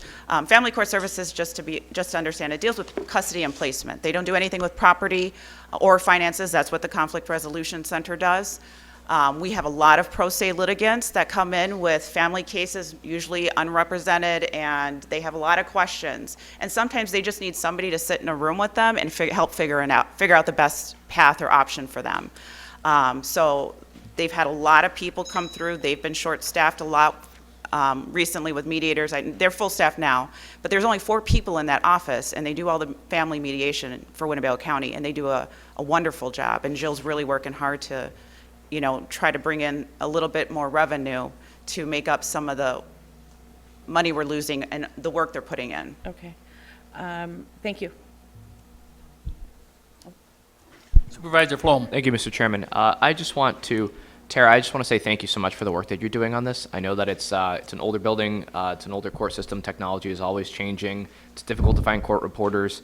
I know the judge in Branch 4 said it was very difficult to find a court reporter. It's kind of a lost art. So I just want to thank you for the work that you're doing and the diligence that you've done to keep up with this. Thanks. Thank you. Thank you.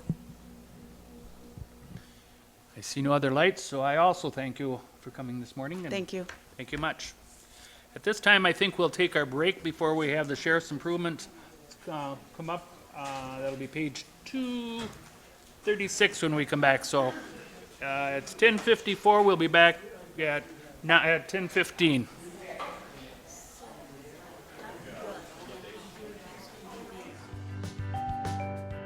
The Winnebago County Board is currently in a break.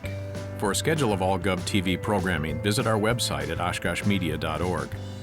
This is GovTV, opening accessibility and understanding of local government, helping you to be informed and involved. Also streaming live and on demand at oshkoshmedia.org and radio simulcast on Oshkosh FM 101.9. Like us on Facebook at our Oshkosh Media page. For a schedule of all GovTV programming, visit our website at oshkoshmedia.org. Please stay with us. Coverage will resume shortly.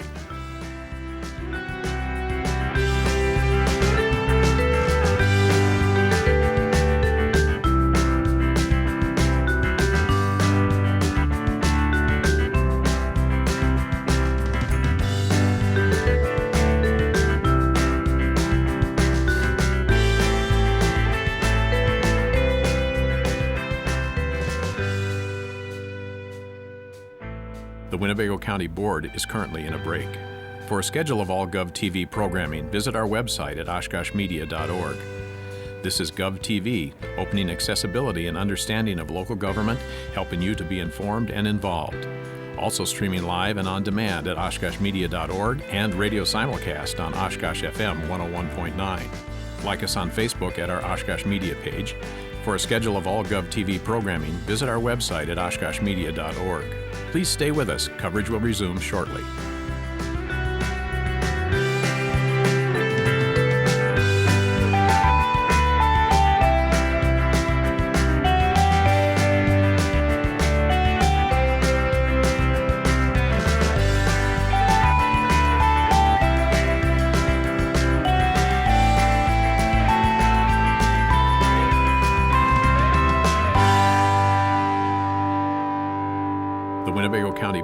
is currently in a break.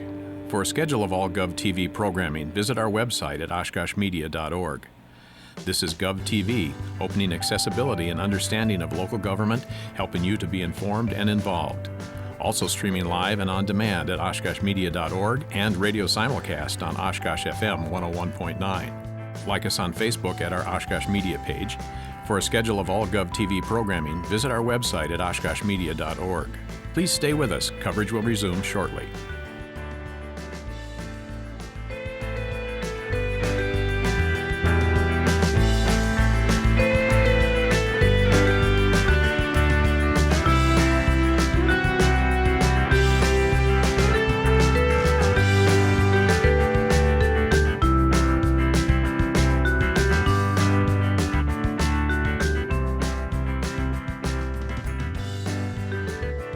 The Winnebago County Board is currently in a break. For a schedule of all GovTV programming, visit our website at oshkoshmedia.org. This is GovTV, opening accessibility and understanding of local government, helping you to be informed and involved. Also streaming live and on demand at oshkoshmedia.org and radio simulcast on Oshkosh FM 101.9. Like us on Facebook at our Oshkosh Media page. For a schedule of all GovTV programming, visit our website at oshkoshmedia.org. Please stay with us. Coverage will resume shortly.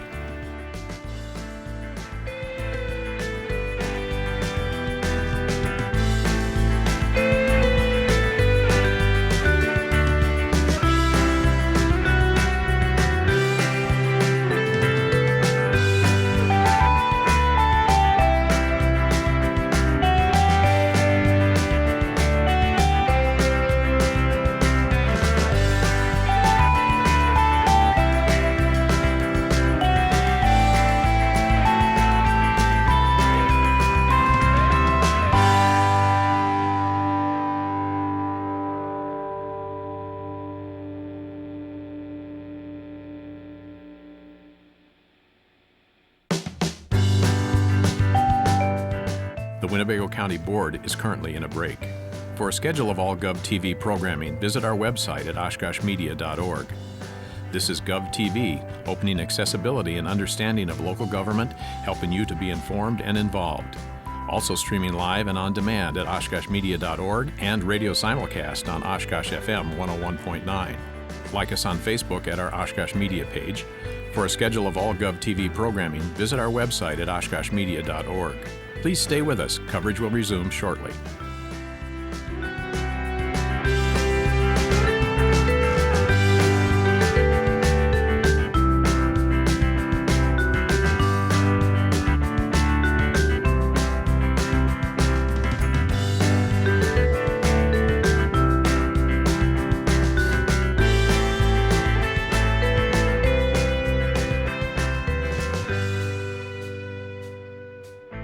The Winnebago County Board is currently in a break. For a schedule of all GovTV programming, visit our website at oshkoshmedia.org. This is GovTV, opening accessibility and understanding of local government, helping you to be informed and involved.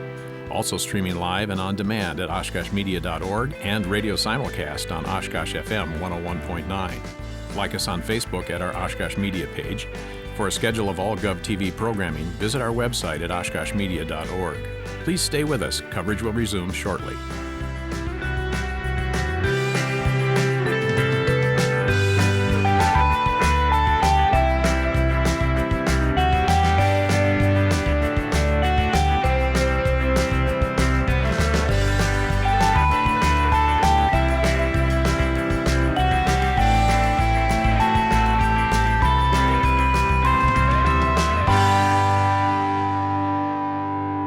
The Winnebago County Board is currently in a break. For a schedule of all GovTV programming, visit our website at oshkoshmedia.org. This is GovTV, opening accessibility and understanding of local government, helping you to be informed and involved. Also streaming live and on demand at oshkoshmedia.org and radio simulcast on Oshkosh FM 101.9. Like us on Facebook at our Oshkosh Media page. For a schedule of all GovTV programming, visit our website at oshkoshmedia.org. Please stay with us. Coverage will resume shortly.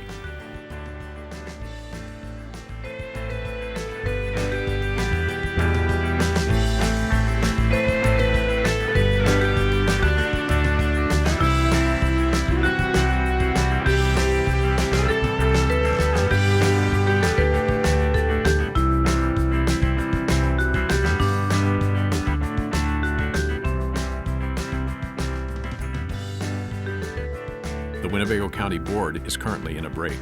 For a schedule of all GovTV programming, visit our website at oshkoshmedia.org.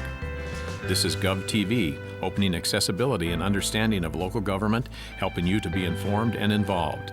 Also streaming live and on demand at oshkoshmedia.org and radio simulcast on Oshkosh FM 101.9. Like us on Facebook at our Oshkosh Media page. For a schedule of all GovTV programming, visit our website at oshkoshmedia.org. Please stay with us. Coverage will resume shortly.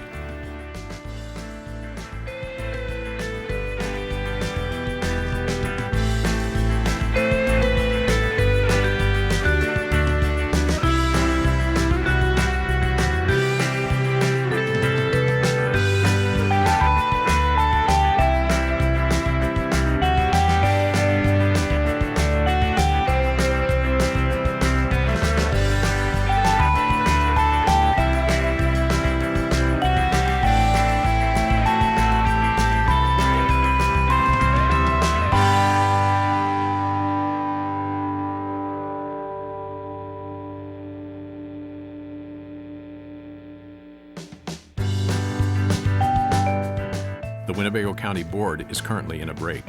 For a schedule of all GovTV programming, visit our website at oshkoshmedia.org. This is GovTV, opening accessibility and understanding of local government, helping you to be informed and involved. Also streaming live and on demand at oshkoshmedia.org and radio simulcast on Oshkosh FM 101.9. Like us on Facebook at our Oshkosh Media page. For a schedule of all GovTV programming, visit our website at oshkoshmedia.org. Please stay with us. Coverage will resume shortly.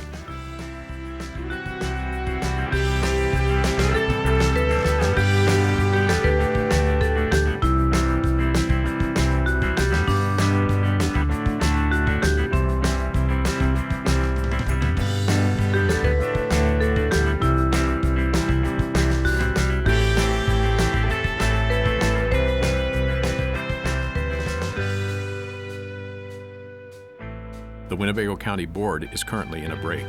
For a schedule of all GovTV programming, visit our website at oshkoshmedia.org. This is GovTV, opening accessibility and understanding of local government, helping you to be informed and involved. Also streaming live and on demand at oshkoshmedia.org and radio simulcast on Oshkosh FM 101.9. Like us on Facebook at our Oshkosh Media page. For a schedule of all GovTV programming, visit our website at oshkoshmedia.org. Please stay with us. Coverage will resume shortly.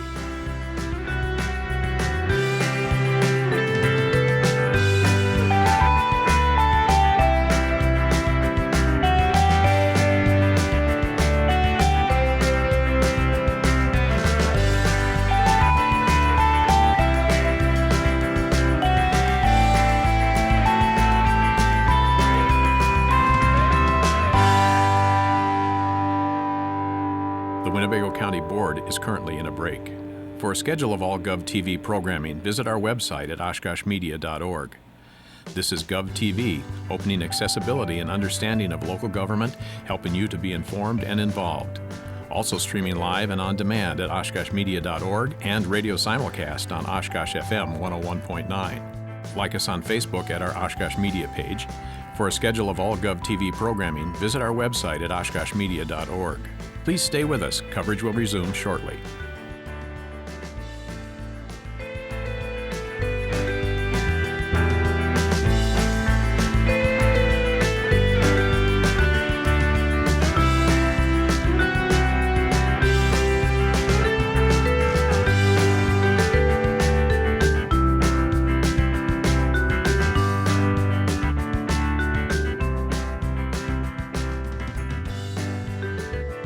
The Winnebago County Board is currently in a break. For a schedule of all GovTV programming, visit our website at oshkoshmedia.org. This is GovTV, opening accessibility and understanding of local government, helping you to be informed and involved. Also streaming live and on demand at oshkoshmedia.org and radio simulcast on Oshkosh FM 101.9. Like us on Facebook at our Oshkosh Media page. For a schedule of all GovTV programming, visit our website at oshkoshmedia.org. Please stay with us. Coverage will resume shortly.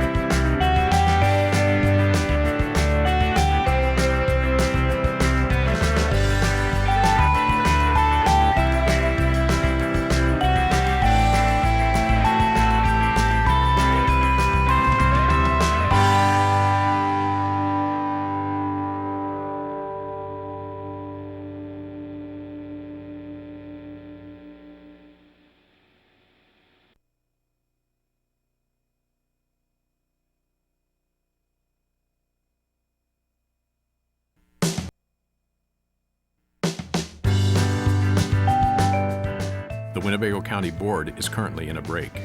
For a schedule of all GovTV programming, visit our website at oshkoshmedia.org. This is GovTV, opening accessibility and understanding of local government, helping you to be informed and involved. Also streaming live and on demand at oshkoshmedia.org and radio simulcast on Oshkosh FM 101.9. Like us on Facebook at our Oshkosh Media page. For a schedule of all GovTV programming, visit our website at oshkoshmedia.org. Please stay with us. Coverage will resume shortly.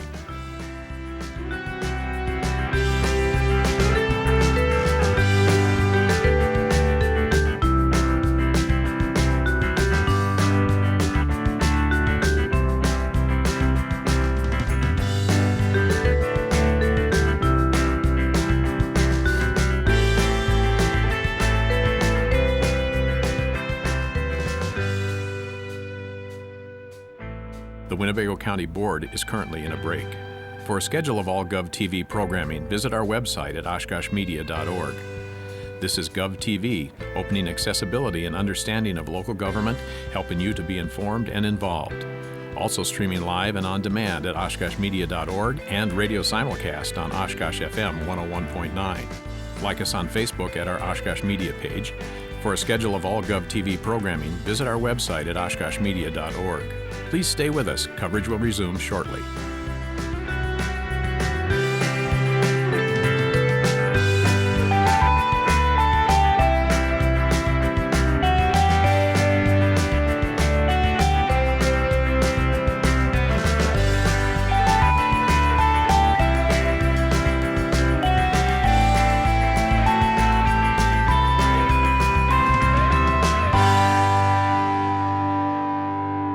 The Winnebago County Board is currently in a break. For a schedule of all GovTV programming, visit our website at oshkoshmedia.org. This is GovTV, opening accessibility and understanding of local government, helping you to be informed and involved. Also streaming live and on demand at oshkoshmedia.org and radio simulcast on Oshkosh FM 101.9. Like us on Facebook at our Oshkosh Media page. For a schedule of all GovTV programming, visit our website at oshkoshmedia.org. Please stay with us. Coverage will resume shortly.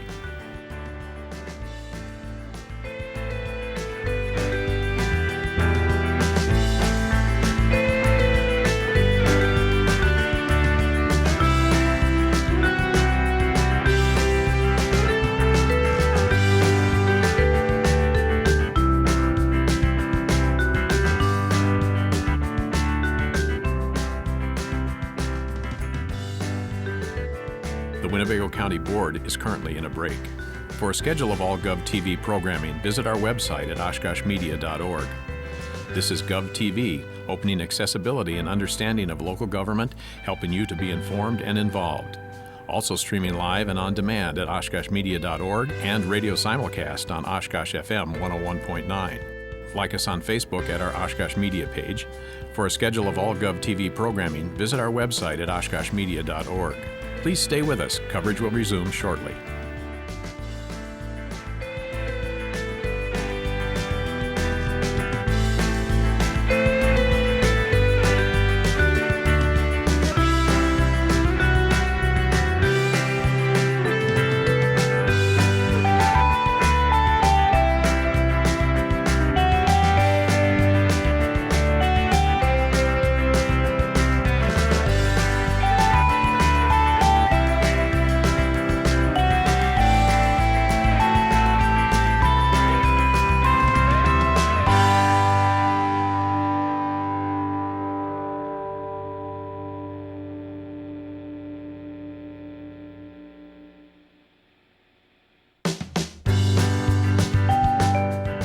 The Winnebago County Board is currently in a break.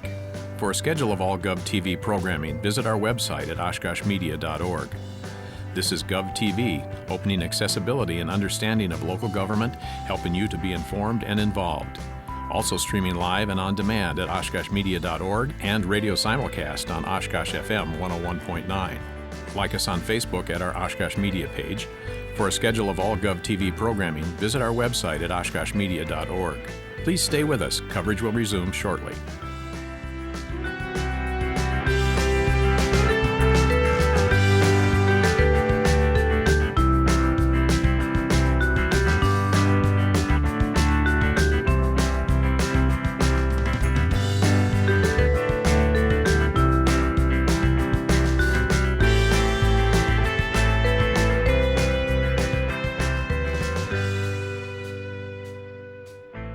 The Winnebago County Board is currently in a break. For a schedule of all GovTV programming, visit our website at oshkoshmedia.org. This is GovTV, opening accessibility and understanding of local government, helping you to be informed and involved. Also streaming live and on demand at oshkoshmedia.org and radio simulcast on Oshkosh FM 101.9. Like us on Facebook at our Oshkosh Media page. For a schedule of all GovTV programming, visit our website at oshkoshmedia.org. Please stay with us. Coverage will resume shortly.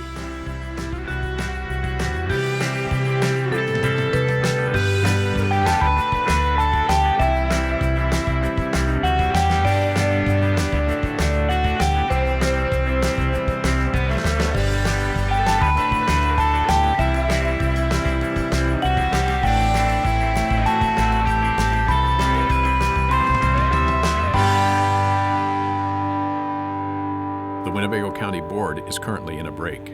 For a schedule of all GovTV programming, visit our website at oshkoshmedia.org. This is GovTV, opening accessibility and understanding of local government, helping you to be informed and involved.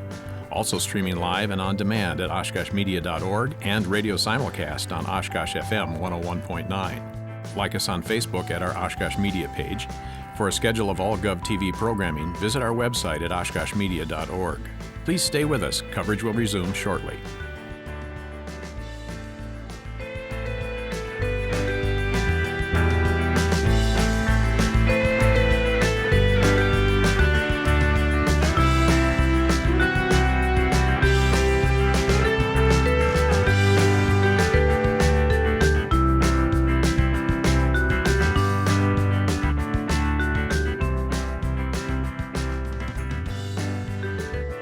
The Winnebago County Board is currently in a break. For a schedule of all GovTV programming, visit our website at oshkoshmedia.org. This is GovTV, opening accessibility and understanding of local government, helping you to be informed and involved. Also, Sheriff for Jail Improvements, we'll have Sheriff John Motz. Good morning. I'm old, so this is not my first budget. Matter of fact, Recording in progress. This is the 13th. So I'll just give you some highlights, and then I'll go through a couple of our goals and accomplishments. Page 236 it starts on. So in order to meet the numbers that the county exec had given us for a target, we eliminated 3 clerk positions. That saved us their booking clerk, booking security clerks in our jail. By eliminating those positions, we had to reduce some services in the jail. Our window was open during the evening hours, the front jail window. It is no longer open. It is only open Monday through Friday, 8 to 4. If someone needs assistance, they contact us via phone, or there is an intercom system that they can contact us if they come to the building. So those 3 positions will no longer be on the table of organization. We removed $67,000 that was a grant to the Christine Ann Center that is still being funded by the county. However, that's through social services. We removed our special events overtime, except for EAA. There's been a long enough time now with Country USA and Rock USA not being an event that we removed those dollars. If there's other events that come to our area, it would have to come to you probably at the end of the year to accept the revenue and the overtime associated with any new events. We also were able to contract with Family Services to provide anger management, parenting, AODA, counseling for our inmates that we had previously done through private vendors. So we saved $40,000 there for a $372,000 reduction. As far as goals and accomplishments, I'll just go over a couple of them. The accomplishments, we enacted jail procedures that comply with the National Commission on Correctional Health Care Services that would meet accreditation standards, although we're not accredited. We expanded services to give 2 free video calls a week to our inmates, so they are able to meet with their family through video. We reduced our jail fees to a flat transaction fee as far as the charges per minute for those video calls. What we're finding is there is a much increased contact with family and friends by using tablets. As far as our goals or our objectives, we for this coming year, we want to we will complete the transition of our patrol division squad car fleet to a hybrid platform. We're saving about 25% in fuel economy, and with gas fuel being, up to $5 a gallon or near that, substantial savings. We're going to develop, and I'm working with the police chiefs on this, is a inmate mental health task force within the jail comprised of stakeholders who assist us with the priorities of the mental health of our inmates. But I'm also working with the police chiefs to try and work with the local hospitals, Winnebago Mental Health, Fond du Lac Mental Health, and Crisis to try to reduce the amount of time that it takes to get somebody committed once that decision has been made, because we are averaging between 5.5 to 7 hours of time getting medical clearance at a hospital. So if you're a person who's in a mental crisis, having a mental crisis event, the last thing you want to do is spend 7 hours with a cop at a hospital. So we're trying to reduce that time to get people the services they need as quickly as possible. We also, as you approved, a grant for Vivitrol, which is a shot that's given monthly to block opioids from entering the system. We have, and that was just about a month ago, we've given 5 shots. So 5 inmates that were being released were given the shot. 4 of those 5 were actually handed off to a recovery coach, and they immediately went into rehab. And it appears to be working for those 4 of the 5 that had the Vivitrol shot that immediately had that warm handoff and went to rehab. There's one particular individual that we will see come back within days to our jail. She has not been back, and it's been about a month. So that is a success story, and we're hoping that that continues down that same path. We did see some increases to other contractual services, such as the medical services provided to our jail inmates. That's a substantial cost to the county. However, there is a substantial liability. We are finding that inmates are coming in much more medically fragile than they have been in the past. So we have had significant medical events that our staff, our contracted medical staff, have taken care of, but we've also seen a marked increase in the amount of inmates that have to be transported to local hospitals, and those that have ongoing issues because of drug abuse, because of drug overdose. We're finding they get a medical clearance when they come into the jail.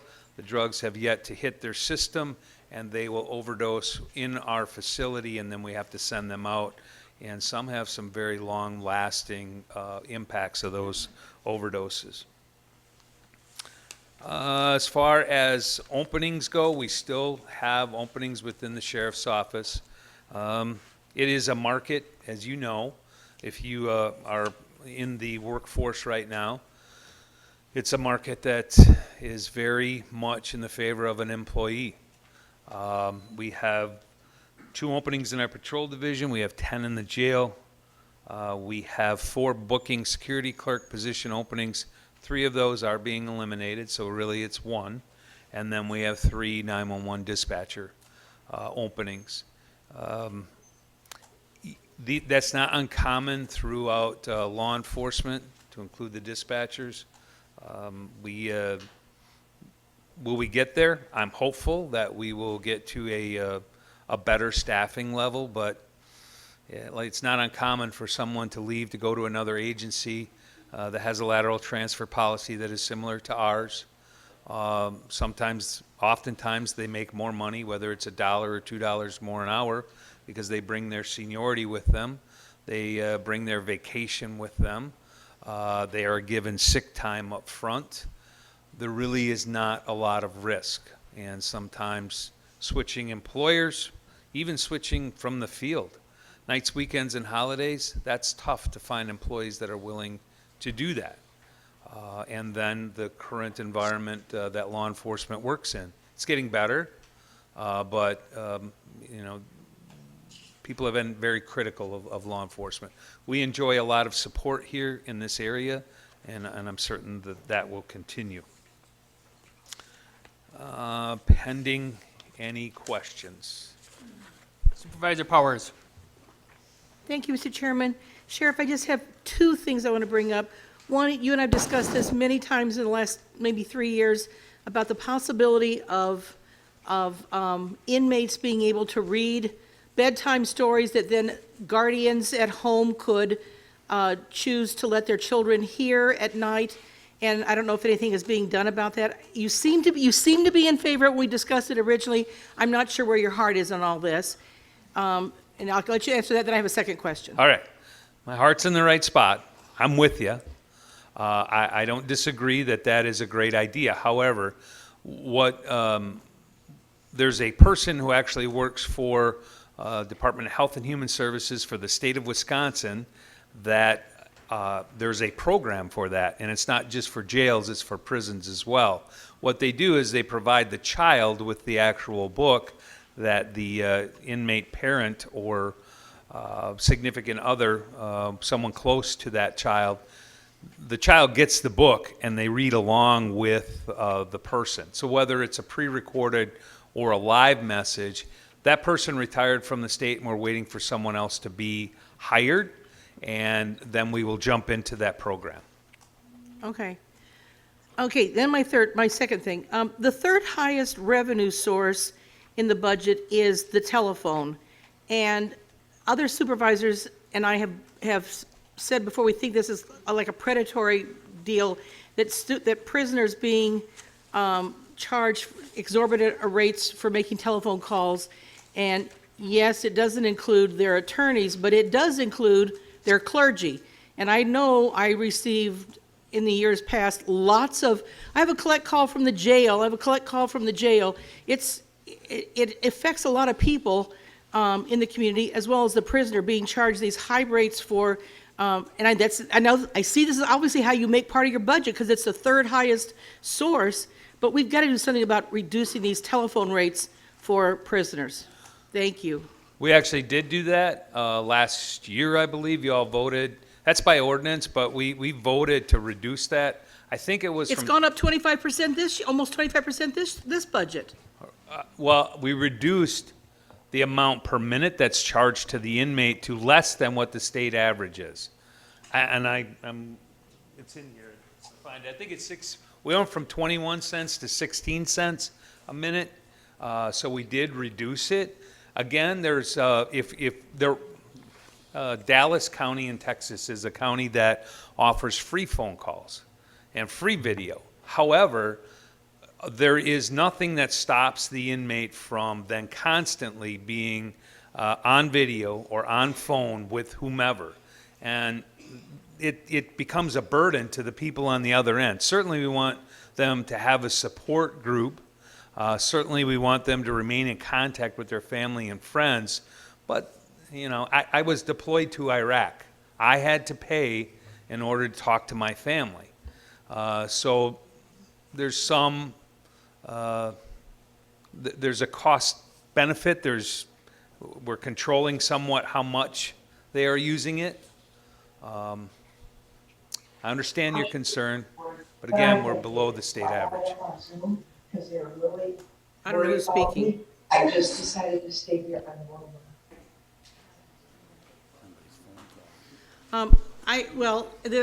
The significant cost also goes to the clergy on his or her personal phone bill. I just think it's a lot. There are 2 free video phone calls a week that the inmates get. If they wish to use those on clergy, they certainly can. Thank you. Yes. Supervisor Eisen. Thank you, Mr. Chairman. My reference is to page 248, to object numbers 51-150 and 51-250, which are the wage turnover savings and fringe turnover savings. And it appears that the meeting with the county executive led to an increase of $105,000 for these objects. What is that increase based on from the point that you had originally submitted? Yeah, it's based on the number of vacancies that we currently have and what we anticipate for the remaining year. I think we're going to be okay for 2023, the amount of vacancies based on that wage turnover savings. However, we're kind of leveraging the future a little bit in 2024 and 25 as those positions become full. And I think our economy is, certainly we've seen a downslide, and as a recession looms or close to a recession, the jobs like ours at our agency become more lucrative. So we could see some issues in 24, 25, but that is a different budget. This one in particular, I think we're okay on wage turnover savings, but I do think that in upcoming budgets we'll need to be extremely careful, because if we're basically saying we're not going to fill that many positions, and that's where our savings is at. Was that the second round with the executive and his budget? You know, you went in the first round and that's what you got, and then you had a wish list afterwards, and is that when he bumped you? We didn't have a wish list that I can recall, as far as like capital or any of those things. Our capital is really squad cars and things that we can't function without. But it did come after the first meeting, I believe, once we knew, well, there's an increase to the retirement system that is set by, as it's in your book, which is set by ETF, employee trust funds. So we saw some increase there that we weren't planning on, and I think it came as a result of that. Thank you. Supervisor Schellinger. Thank you, Mr. Chairman. I'd like to ask a little bit more, I think, about where we are with your staff, and particularly related to some of the changes that the county's made, both in last year's budget, in the additions to wages and the transfer policy since last budget. Could you just talk a little bit about how that has changed recruitment and retention for you, or has it? Yes, it has. I mean, we have seen, so the accelerated benefits, which was effective January 1st, we saw 4 new hires that came in with previous experience, some with substantial, which really reduces their field training time substantially. Then we also had, previous to that, we had people that came earlier, before the accelerated benefits were approved, that saw some additional vacation time. And what that does is solidify their time with us, solidifies them as a current employee and a future employee. So we saw 17 of those. So really, we positively impacted 4 new and 17 current employees, and we have applications from people that, one is from out of state, from Illinois, that has previous experience, substantial experience. And there's others that are now waiting to go through the process. So it has made a difference. But almost every agency in this area does the same thing we do. So, how do we set ourselves apart? Yeah, thanks. That leads right into my next question. Okay. Are there employment trends or things like that other departments are picking up on that you are anticipating wanting us to incorporate? Well, there's the bonus which is offered by it's a grant through the state, which you all approved. That only lasts until the end of June. And that's a $2,000 signing bonus, which then contracts that person for 3 years. We could see maybe an extension of something like that, a bonus. I'm not sure. We'll see how it impacts us.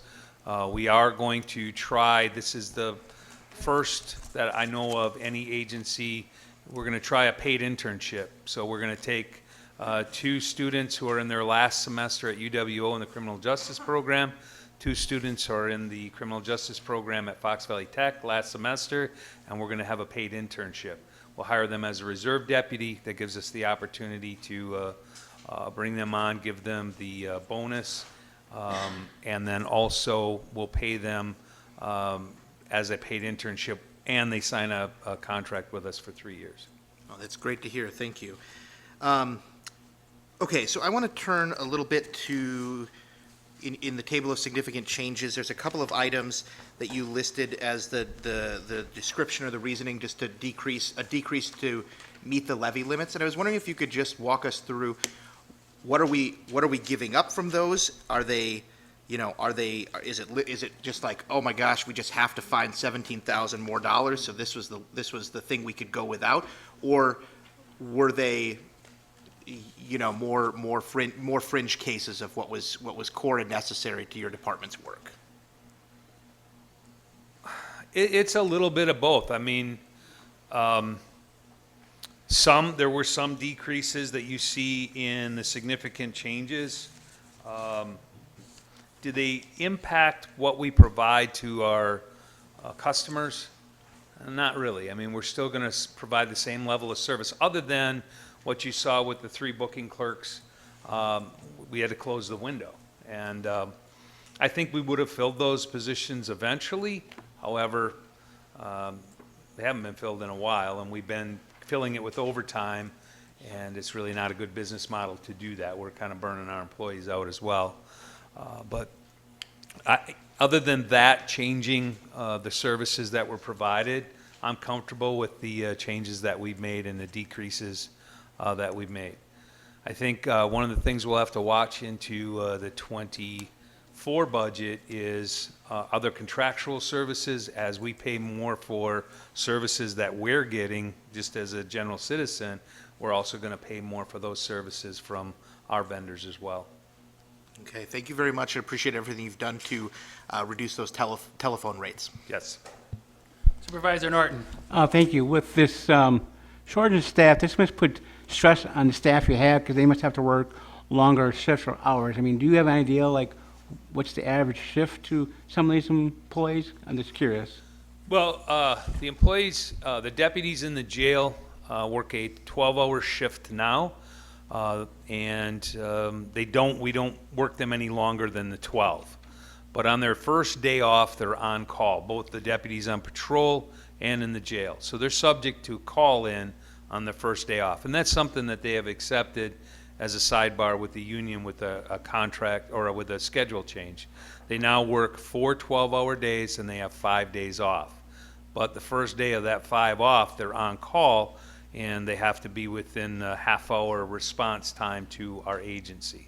My other quick question, are you, like the human services, like Parkview, do you have to have certain requirements to have certain amount of officers or booking agents or 911 operators at a time that the state says you have to have at any given time? There are minimums that we don't go below in both the jail and patrol. Is it well, it's a hard, fast rule because we have to have a certain amount of people to fill the pods in the jail to take care of the inmates, and we have to have a number of people on patrol to handle the calls for service. Go ahead. Okay, thank you. Thank you. Supervisor Estero. Thank you, Mr. Chairman. We appreciate you so much. Many of us think about you, pray for you, cry for you. You know, we are behind you, and thank you for the presentation. You mentioned our law enforcement's current atmosphere. What, and just what I have seen with just like immigration, non-documented, and then underserved, and some of these things that are going on, the CBD shops, billboards, et cetera. I'm wondering from your perspective, honestly, what would you say the county could improve when it comes to the environment? Well, I think this particular area, northeast Wisconsin in particular, is very supportive of law enforcement. I think just individually, when you hear about any law enforcement officer anywhere, and you're seeing just a snippet video of what happened, save your judgment until there's more information, because it can be very much a different scenario when you get the whole video. We had this happen at an establishment off of 41 where a person said that we used excessive force. There was a video camera or a cell phone camera that took about 15 seconds of us arresting someone. We released about 3 minutes of body cam video prior to that, and it was a totally different scenario. So just save your judgment, and certainly we can all make mistakes and we can do things that are better. I can tell you that your deputies, both in the jail patrol, our dispatchers, and our employees are trained very well. And I believe that to be why you don't hear a lot about what they do and don't do. I mean, staying out of the news is one of those things that we try to do. So it is because they're very well trained and they're very good people. Supervisor Cox. Thank you, Mr. Chairman. Sheriff Motz, I'd like to go back to the... Supervisor Cox. Sheriff Motz, I'd like to go back to the incentive education program that you have started. As I've been involved in a program like that, and I noticed right away that things looked up for me when going on to do other things. I think the overall internship may be a real good thing to hold on to your employees for a period of time, but I'm wondering if giving it away as an internship without adding to the years of their staying on the job might increase some turnover.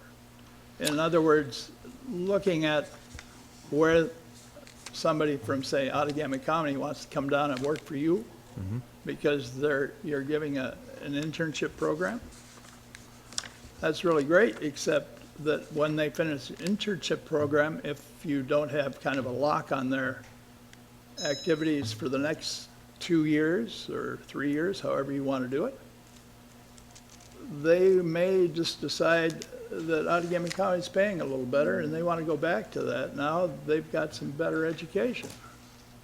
So the paid internship is for not working employees in different counties or different municipalities. Those are for students that are coming directly out of school.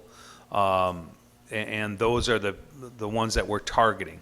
We have had a lot of interest, especially at UWO with this paid internship. I'm sure that we'll be turning people down.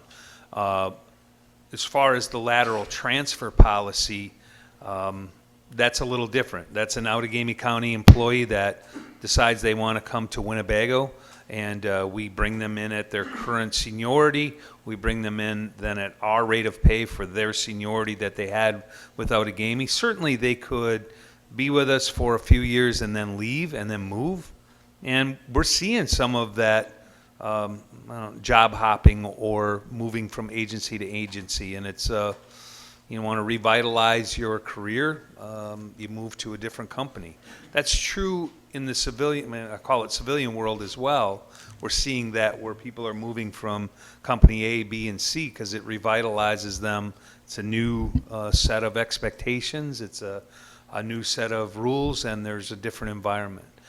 I don't think we're ever going to get away from that given the current job market, unless we see a real turn in the economy.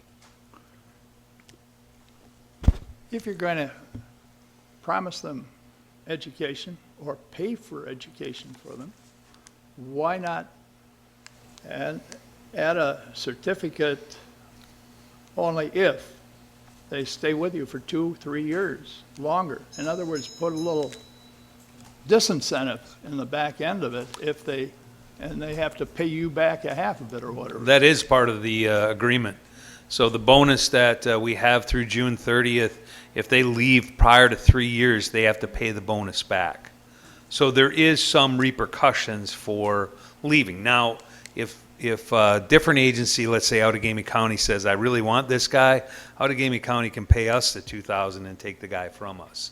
And that has happened to other agencies. It's not happened to us. But it's the world we live in. It's not just in our world, but corporate world is the same way. Thank you, Sheriff. You're welcome. I just want to explain what happened there to the board so they don't think that Supervisor Cox just got extra minutes. There was no one else on the board at that time, so we just gave him his second 2 minutes right away, which you're able to do. So that's what happened on that one there. I have one question for the sheriff. Out in the rural areas, which I represent 4 different townships, and I know a lot of the other ones that represent townships, there used to be a presence of the sheriff's office out there 2, 3, maybe 4 months, but we don't see any there now. And it gets brought up in the audience at times, well, do we have protection out here or don't we? I know that you don't have as many officers or that out there, but couldn't you somehow break them up so they could come every now and then to different spots? Love to. But when you take a look at our calls for service and the amount of calls for service that come from the interstate and from that populace around the interstate, that's where our guys are at. And they're taking calls for service. We do get out there. You just, you're not, but it's not as regular as it used to be. I'll totally admit that. We have to make some decisions about, can we increase our amount of patrol deputies so we can actually get out to the rural areas. We're trying to come up with some innovative ideas, but if you, I welcome you to spend a shift with our guys, and which I have recently been doing some ride-alongs, and it's been an awakening. It is much, much busier than it used to be, and that's why you're not seeing them out in the rural areas, because they're on calls in the interstate corridor and around that area. So they're out there. I mean, we still go out there, but it's not nearly as often as it used to be. And I appreciate that, but I haven't talked to anyone from any one of the townships that's seen your people out there. So, thank you. Supervisor Plom. Thank you, Mr. Chairman. And kind of to dovetail off of what Chairman Egan said, when I was on a ride along with you guys, we did respond to a call in a rural area. And one of the things I was wondering is, in the future, if the calls for service keep climbing and the number of personnel we have keep shrinking, I mean, hopefully not dramatically, do you foresee kind of accelerating people out of corrections and into patrol? Because I know people typically start at corrections. Do you foresee some kind of schedule where, hey, we're probably going to rush you through a training or advance you through a training at a quicker clip because of the need for people out there in the future?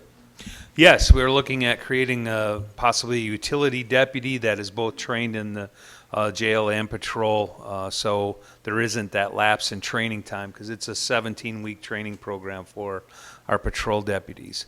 Yes, but that would require more people on the table of organization, which increases our budget. And that is a very real thing in order to respond to the needs of our community. Thank you. I see no other lights, so if you want to go into your jail improvements now. Oh, I'm sorry, yes. Jail improvements. Really, so that comes from citations that are issued. If you have been issued a citation, part of that citation is a jail assessment fee, and that money is divvied up throughout the state, and we receive a portion of that in the jail improvements fund. You'll see that we spend a fair amount of our money on like uniforms, and they have to be things that benefit the inmate. So uniforms and law library, those types of things, and those are very set costs that we have, and they offset our operating budget. This year we'll have this coming year we'll have the purchase of we need to replace 2 of our ovens. We have a $30,000 grant, and then $55,000 will have to come out of the jail improvement fund to pay the remainder of that. That is not tax levy dollars. That is monies that come from those citations in that jail assessment fund. We've seen that decrease, the amount of revenue, and part of it is because law enforcement is so busy taking calls for service that writing citations has it has waned. From when I started writing, we had maybe 6,000 citations a year. We're half of that now. And it's because the amount of time we're spending taking calls for service and dealing with mentally ill people, addicted people, very, very time consuming. Supervisor Norton. Sheriff, so those improvements that we saw on the county board tour, how are those coming? And are those improvements paid for by this jail improvement fund or by the tax levy? So I think if you're talking about, we did a retrofit. We used a correctional grade polycarbonate to replace the bars in our traditional jail cell area to reduce the flow of particulate for COVID issues or other diseases, communicable diseases that are spread that way. That came from a grant, and we're hoping that will also be an ARPA project. And then the other one was the flooring in our direct supervision pods, and no, that was not paid out of this fund. We try to save a little bit of that money for these large purchases like the ovens. We had a dishwasher that was more than $50,000. The appliances that are in our jail kitchen are 20 years old, so replacing them will be an ongoing plan that we'll have, and we use that jail improvement fund partially for that. Okay, I thank you, Sheriff, for the information. You bet. Next up is Emergency Management, Eric Rasmussen. That starts on page 272.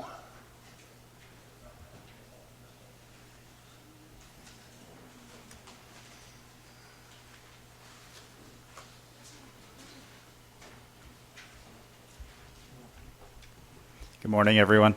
My budget is substantially smaller than the sheriff's, so a lot less to discuss. Few major changes that I wanted to bring your attention to as far as our income revenue. If you look at that over the last few years, it has fluctuated pretty greatly. During COVID, there was a reimbursement or a reallocation of some funds, COVID funds, from the state down to our office. Last year, through the state, we received some ARPA reallocation funds from the state, and we're also closing out a hazard mitigation plan. You guys adopted that plan earlier this year, as well as an exercise grant for a series that we did with the Village of Fox Crossing. So that's where you're going to see that fluctuation in revenue over the last 3 years. I believe we're fairly consistent with 2020, where we are now.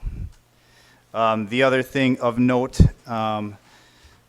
District Attorney Spar mentioned before, I do have a request in for a new vehicle. My vehicle will be reallocated to the District Attorney's office. That's an item that we had budgeted last year with some of that reallocation money that was taken out of the budget and then put somewhere else. So.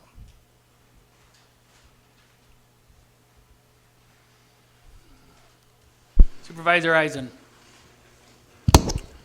Thank you, Mr. Chairman. Director Rasmussen, I'm referring to page 273 and line item number 29 under the accomplishments.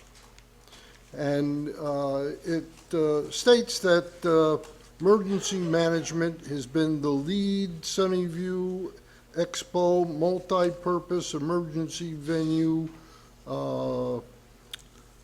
Department with both the facilities and IT departments as an accomplishment. But I don't see any goal for 2023 for installing the emergency generator at the Expo Center, even though the emergency generator is marked as a capital project for 2023. My fear is that although this is a targeted project for 2023, no department has taken responsibility for the lead. Nobody has a goal. Facilities has declined it. What is your input to adding this project to the 2023 budget so it does not fall through the cracks? On an emergency scale of 1 to 10, what value would you put on that generator for the board, considering that for the 2023 budget? Just confirming, you are asking about adding that to my goals or about the project as a whole? Well, you are emergency management. Correct. The Expo Center is set as the emergency management site for EAA. It's the designated place.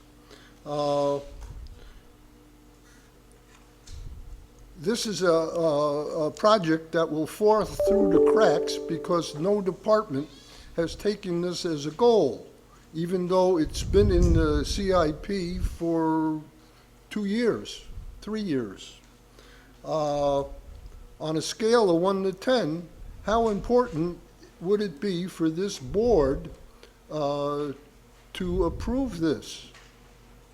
For my This week. For my office in Winnebago County Preparedness, I believe that this is a very, very important project. Well, we went through the mobile command post issue where the old vehicle didn't perform at the 100-car Highway 41 crash. We subsequently have a new command post. Sure. What do we have to experience in order to get an emergency generator? Paul, I can certainly assure you that this project will not fall through the cracks. This has been something that's been a very high priority for me for the last 2 years as I've been director and prior to that as well. One of the reasons that you haven't seen the presentation for this project is we are hoping that that could potentially be an ARPA project. So instead of presenting that in front of you as a full capital improvement project, we're waiting for that opportunity to see if this project would fall under those funds. And then secondary, if it does not fall under the allocation of those funds, then it would be brought forward as a capital improvement project. Well, the opportunity is now. Parks is also a partner in that. The opportunity is here. On a scale of 1 to 10, how important is it? I put this right at the top, Paul. I would put this as a 8 or a 9 in preparedness for us as a county. Thank you. Supervisor Bender.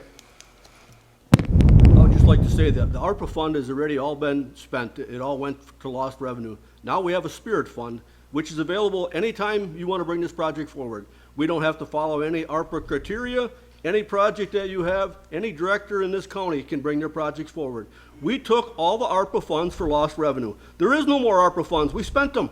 We took them for lost revenue. Now we have a spirit fund that this county board can spend on whatever project they feel is beneficial to this county. So don't wait too long to get your project forward, because you can bring it forward anytime. The ARPA money is all spent. It was lost revenue. We passed that last month. So now we have a spirit fund. So we should call it by its correct name. There is no more ARPA funds. They've been spent. Now we have a spirit fund. which can be spent on anything this governing board decides is beneficial to this county. So I would advise you to move your generator along as fast as you can. Whitman Field used to be the place for the emergency, if something, a tornado came through, emergency shelter. That's gone. So if something happens today, we have no power in this county. The expo doesn't have a generator. We can put all the cots we want in the expo center, but unfortunately they'll have no lights, they'll have no basically heat, they'll have nothing. So it's a project that I think you need to move forward. I agree, and I appreciate your input, and I will move that project forward as quickly as possible. Thank you. Supervisor Cox. The ARPA Commission is still active. We are considering all of the projects. We need the justification for those projects, and that justification is going to fall within the ARPA rules. It's not going to be just willy-nilly borrow the money. So if you're going to justify it according to the ARPA rules, and we'll take a look at it. Thank you. Absolutely. Seeing no other lights, I thank you very much, Eric. Thank you. Next up, we have the airport. We have Assistant Manager Cameron Halleck.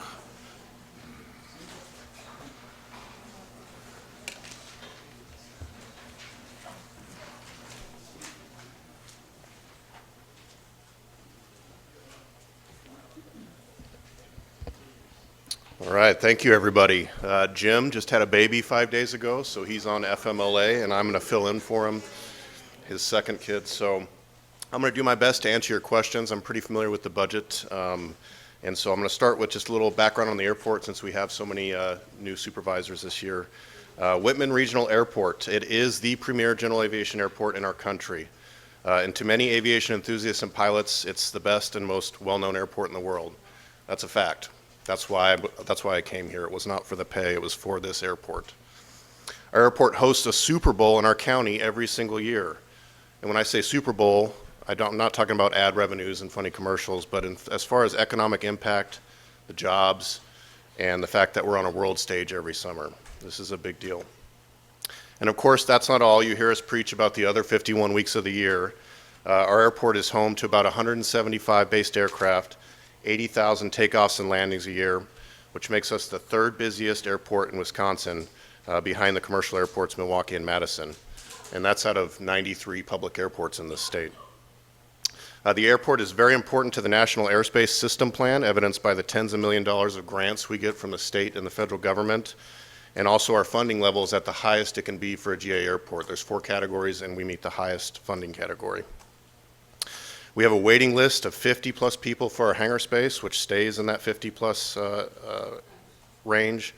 And of course, we're addressing that with our T-hangar project. We wanted to thank you for supporting that project. We're on our way to starting building on that.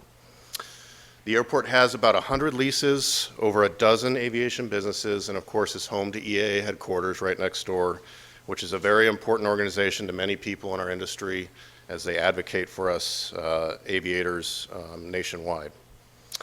Some of you may not know Oshkosh Corporation uses our airport every day, and I'm not talking about their airplane. They do truck testing on our airport every day. So new equipment they have that they're developing, or the engineers are testing a new component of a truck, that testing occurs on our airport and is a significant source of revenue for us. Almost every day they're out there. And they do it in areas that don't affect our aviation operations because we have so much land. Our tenants and pilot community are the most passionate, engaged group I've ever worked for in my 10 years in airports. Between Jim and I, we've worked for 5 or 6, I think 6 airports, and we have a very active community. If you've ever come to our committee meetings, we have more members there from the public, our community, than these board meetings or any other committee meeting that I've been to. Very passionate. I'd like to read our mission statement with an emphasis on the word modern. To provide modern facilities and support services for aviation-related activities that will enhance sustainable economic development of the region. That's our mission. I'd like to move on to the budget now. It's page 284 of your budget book.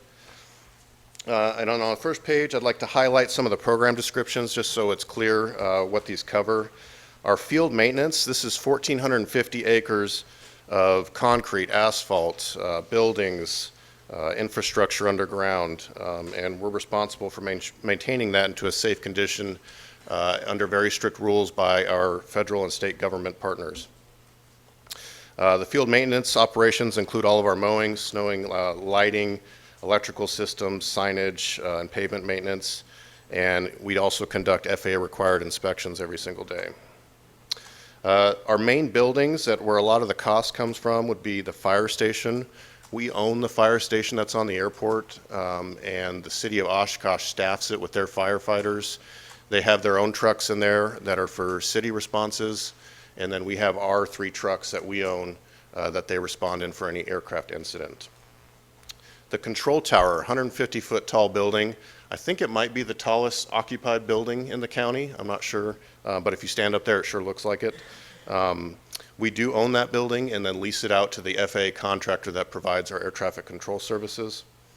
And then the terminal building, which was completed June of 2021, is a cost center for us, and that's obviously the public-facing building. That's the first building people will walk into when they come visit our county via airplane. For the 2022 accomplishments, I just highlighted a few that I'd like to bring up. We, of course, partnered with EAA to host a successful air venture in 2022. We give most of the credit to the weather. It's almost everybody has said it's the best weather that event has had in anybody's memory. So it worked out really well, and we had a very safe event. We enhanced the development efforts for the Aviation Business Park. So we've put more effort into marketing that park to bring someone to our airport than we have since we bought the land nearly 10 years ago. And it's something that was hard to do in 2020 and 2021, but now that everybody's back in business, we've rebranded it and are promoting it to site selectors and businesses we think would be a good fit. And of course, we secured funding to construct new hangar facilities to increase our available leasable hangar space, and that's thanks to you guys. We really appreciate that, and the community appreciates that as well.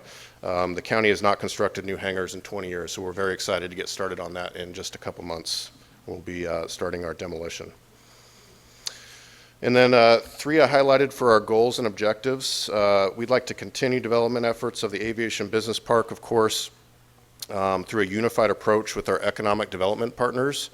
We meet at least once a month, sometimes twice a month, with GoADC, Chamber of Commerce, City of Oshkosh, and Visit Oshkosh to help promote our land. They're really the experts on promoting land and bringing in business into our community. Another goal is to construct new hangar facilities, of course, providing additional long-term revenue to the airport's operating budget. And then we do now have some prime real estate where our old terminal sits next to the new terminal. And so one of our goals is to continue our redevelopment efforts of the former commercial service terminal site. On the department staffing, we're not adding or taking away any or the amount of positions, but we are going to change 2 of our maintenance equipment operator positions and replace them with Maintenance Equipment Operator 2, which is similar to other departments like Highway. And this is just to help attract or retain our employees so they have a path and another step they can take to be promoted to keep them around longer. Plus, there's definitely clear differences in the responsibilities of our more senior guys to our less senior guys, and so we'd like to reward them for those extra duties that they do, some of them quite complex. And that's all I'm going to talk about, so I just want to open it up to anything on our significant changes table or any other line in the budget. Supervisor Sestero. Thank you, Mr. Chairman. I just wanted to ask a question. This might be hard to answer, but is there a goal to get the airport self-supporting? Thank you. Absolutely, that's the goal of every public airport. We should probably put that on our list of goals. It's obvious to us, the FAA has that as a goal for us as well, but yes, our goal is absolutely to be self-sustaining. Supervisor Albert. Are all our leases up to date? Are all of our leases, 100 leases up to date? I mean, are they all current? Are they all current? Yeah. I can think of one that's not current. We're letting the hangars that are going to be demolished as part of our hangar project, they're on month to month. We did not renew those because we're kicking those people out and putting them in other hangars, and they will have new leases for other hangars. But yeah, that's my job specifically, is to renew leases and watch the leases. Supervisor Norton. Thank you. I heard that I think Kenosha was getting their second Amazon, facility, and I was just curious, do we have someone on your staff who kind of reaches out to these places, who are looking for places, and say, hey, we have this airport aviation park, come here? I mean, I know I've talked to Supervisor Chairman of the committee, Gabbard, about it. I'm just curious, do you have someone who actively does this? I'm just curious. Yes, and I can't talk too much about it, but we do have a relationship with Amazon. We're after them as well. I would consider Jim our Chief Marketing Officer. He's way more of a people person than I am, so I'm usually in the background. But yes, we are actively reaching out to these people. Okay, thank you. Supervisor Plom. Thank you, Mr. Chairman. Thank you for presenting today. I mean, I took a tour of the airport a couple months ago with you guys. Thank you so much for that. EAA is always a blast. I think it's a great benefit to the community. My big thing is, again, dovetailing off of Supervisor Norton, the aviation business park and the movement there. I mean, there's a lot that we can do there. It's kind of a white elephant right now. It's just kind of sitting there. So I'd like to see some movement on that. You guys are doing everything you can. And I'd like to welcome a new, corporation, defense mid-major or whatnot that's willing to be here and willing to make an investment in this community. So just keep up the work on that. We'll see what we get. Thank you. Thank you. Supervisor Bender. Just out of curiosity, you referred to like the highway department. In the highway department, a class 2 operator runs a grader, a paver, they have certain pieces of equipment. I don't know if you have any pieces of equipment in your department that actually require to be run by a class 2. I mean, a roller, a Oshkosh truck, most of that is every piece of equipment that I know that you have is operator 1 should be assigned to it.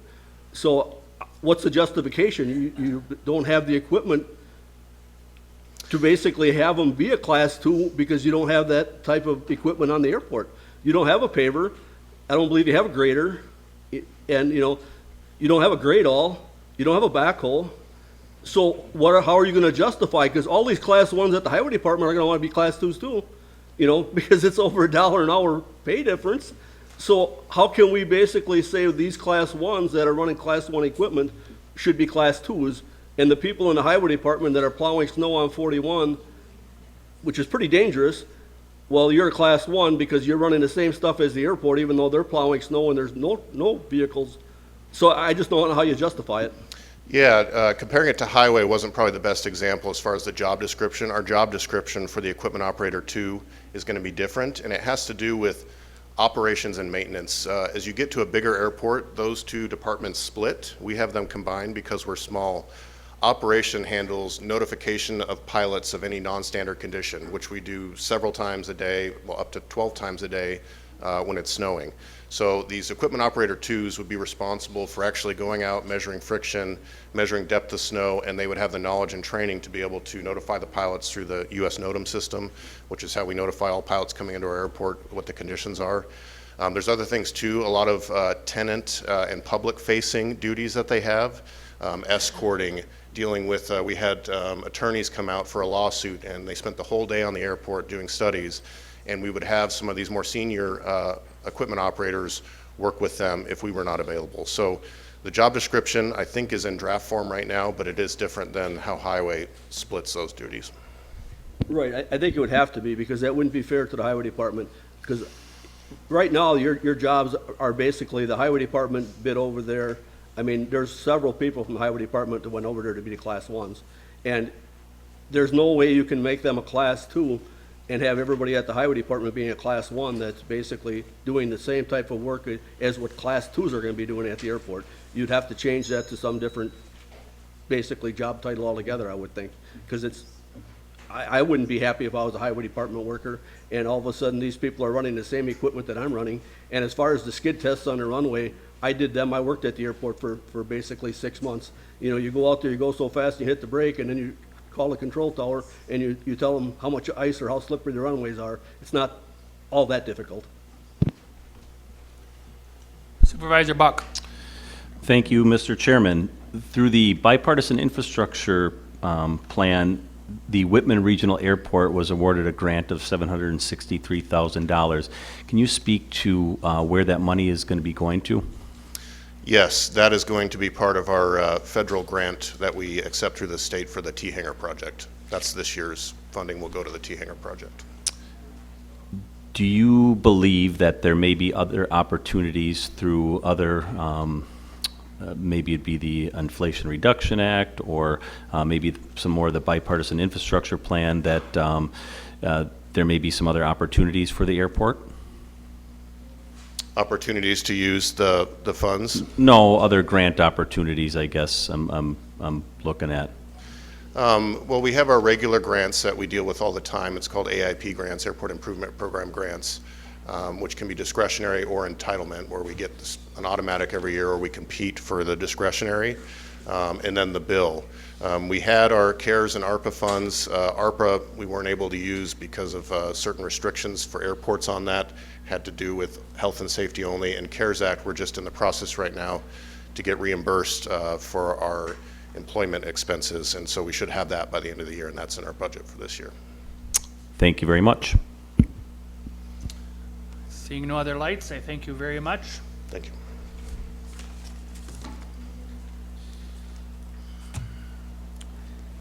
Next is Commissioner Bob Damel with the Highway Department. Starts on page 300.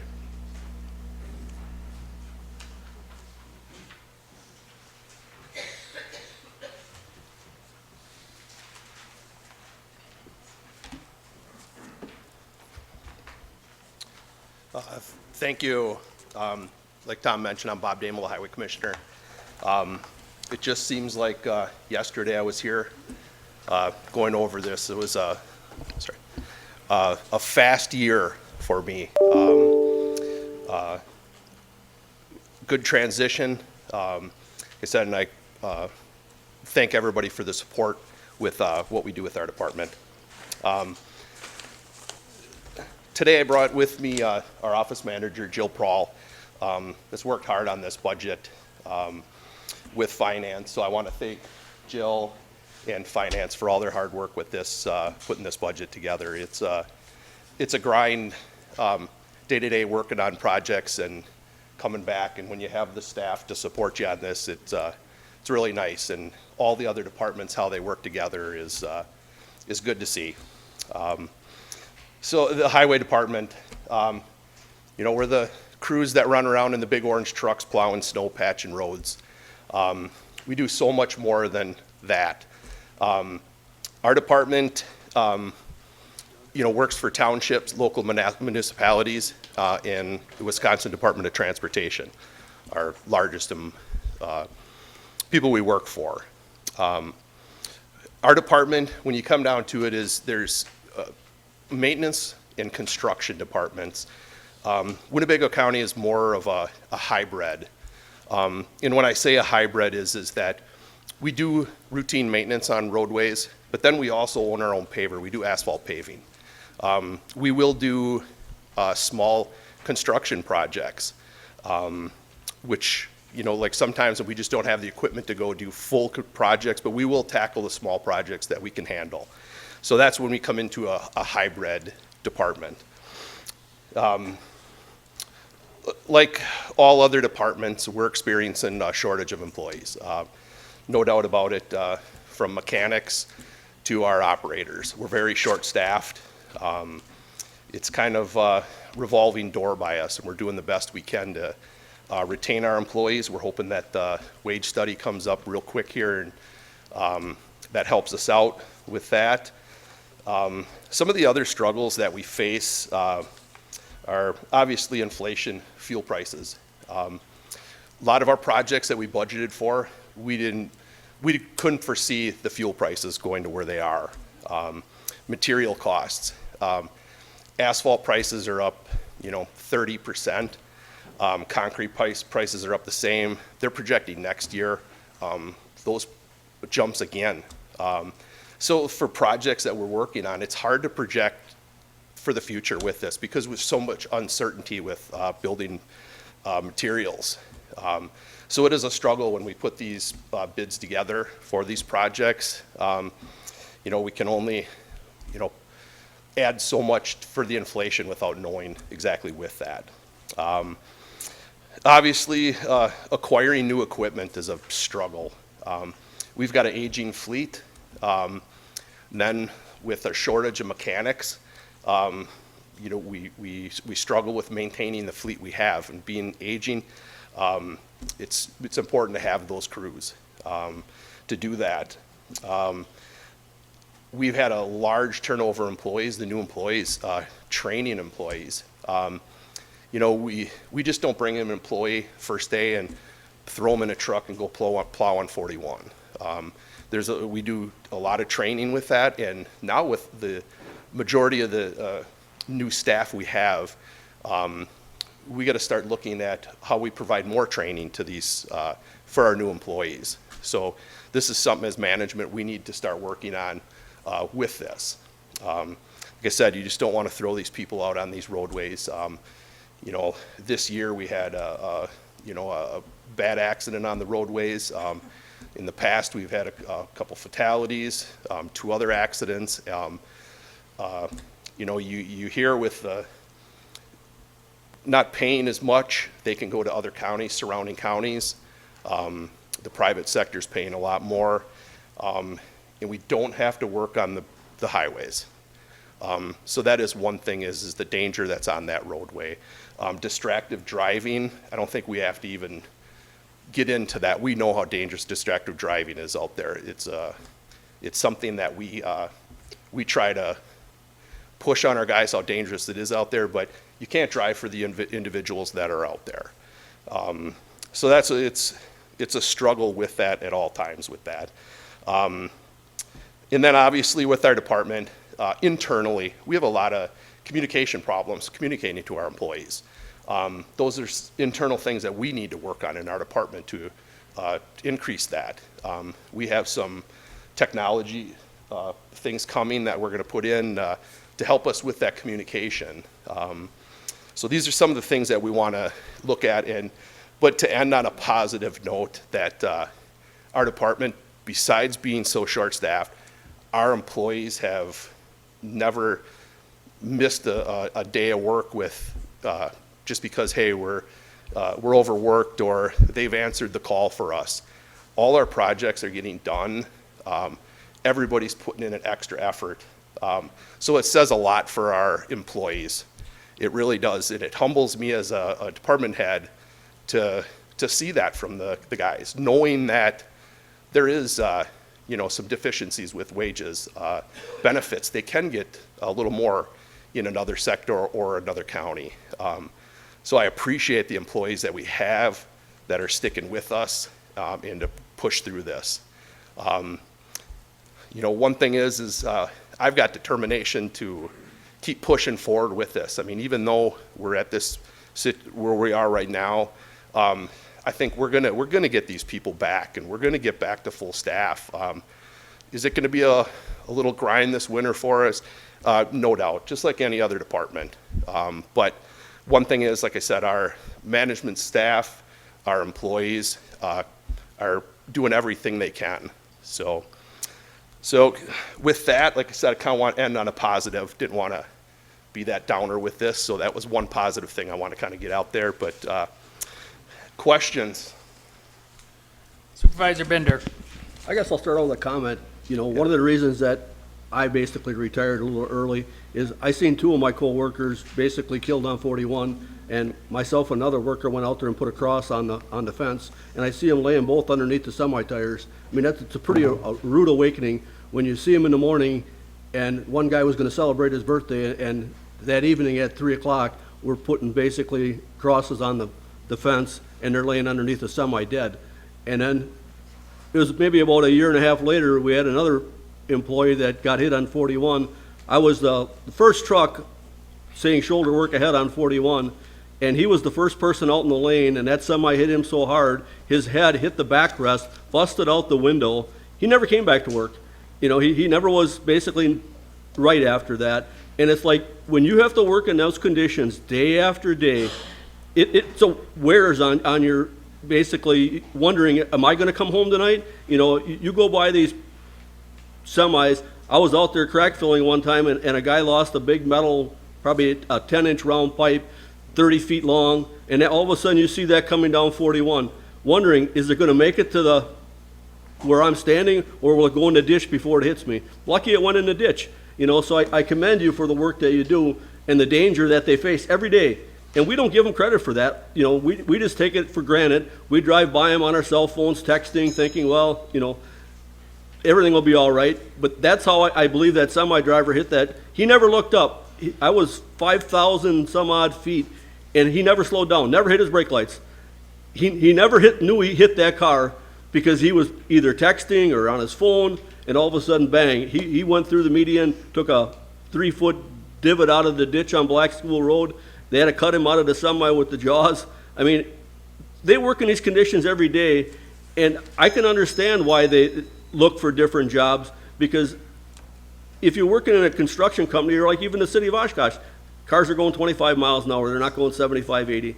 You know, we need to basically take care of the highway workers. They're basically, their pay doesn't align with the surrounding areas. That wage study is a must. We got to get that. And this winter, have patience, because they're 10 people short. They're not going to be able to plow the town roads like they've been plowing them, because they're going to have to take the people they have and put them on the state and the county roads. You know, and those people are going to have to make up those routes. You know, like when I was there, if somebody was missing, you divided that route up between the people that were in that area, and we all plowed an extra 2 or 3 hours, whatever it took to get it done. So I just want to thank you for doing that, Bob, and thank your crew.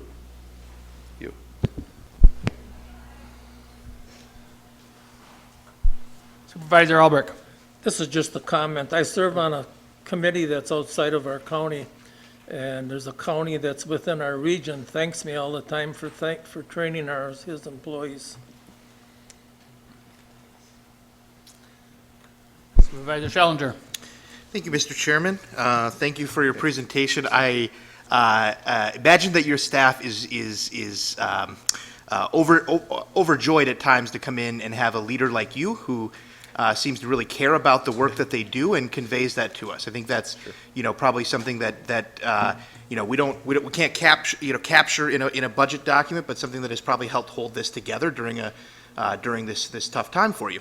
I want to ask about, you know, where those vacancies, how those vacancies have played out for you, and specifically because when I look at the 2022 budget numbers, the adopted, revised, and projected numbers for wages and fringe benefits are all in line with what we budgeted. And so I'm wondering, if you were short-staffed throughout the year, how are we projecting that those wages and fringe benefits are coming in at the same cost that we projected? I mean, we're not increasing employees. We're just going by the same staffing, just carrying that over that we're hopefully we get those employees back. Right, I understand that, but I think, like, my concern is in the 2022 projected column. If you have 10 employees that you've been down throughout the year, through, different positions, but like an average of whatever number, then your projected wages, your projected regular pay, your projected Medicare and health insurance should all be coming in lower than what we had budgeted for. And I'm wondering if you can just tell me, maybe it's that we budgeted less positions than are in your table of organization. Well, I don't think we're budgeting less positions. Like I said, Okay. We're just budgeting that we are going to fill those positions. We're hopeful that we will fill those. So I guess. Yeah, no, that all makes sense. It just feels like we're not getting the real picture here. Like if you really are going to come in, have a certain number of employees that you haven't, or positions that you haven't been paying throughout the year. Maybe it's a question for the director of administration or the human resources or somebody else, but it feels like maybe this is a department that needs to have the wage turnover savings included in if we're running kind of a deficit of employees to what we've budgeted. Is that a question maybe Mr. Collard could answer?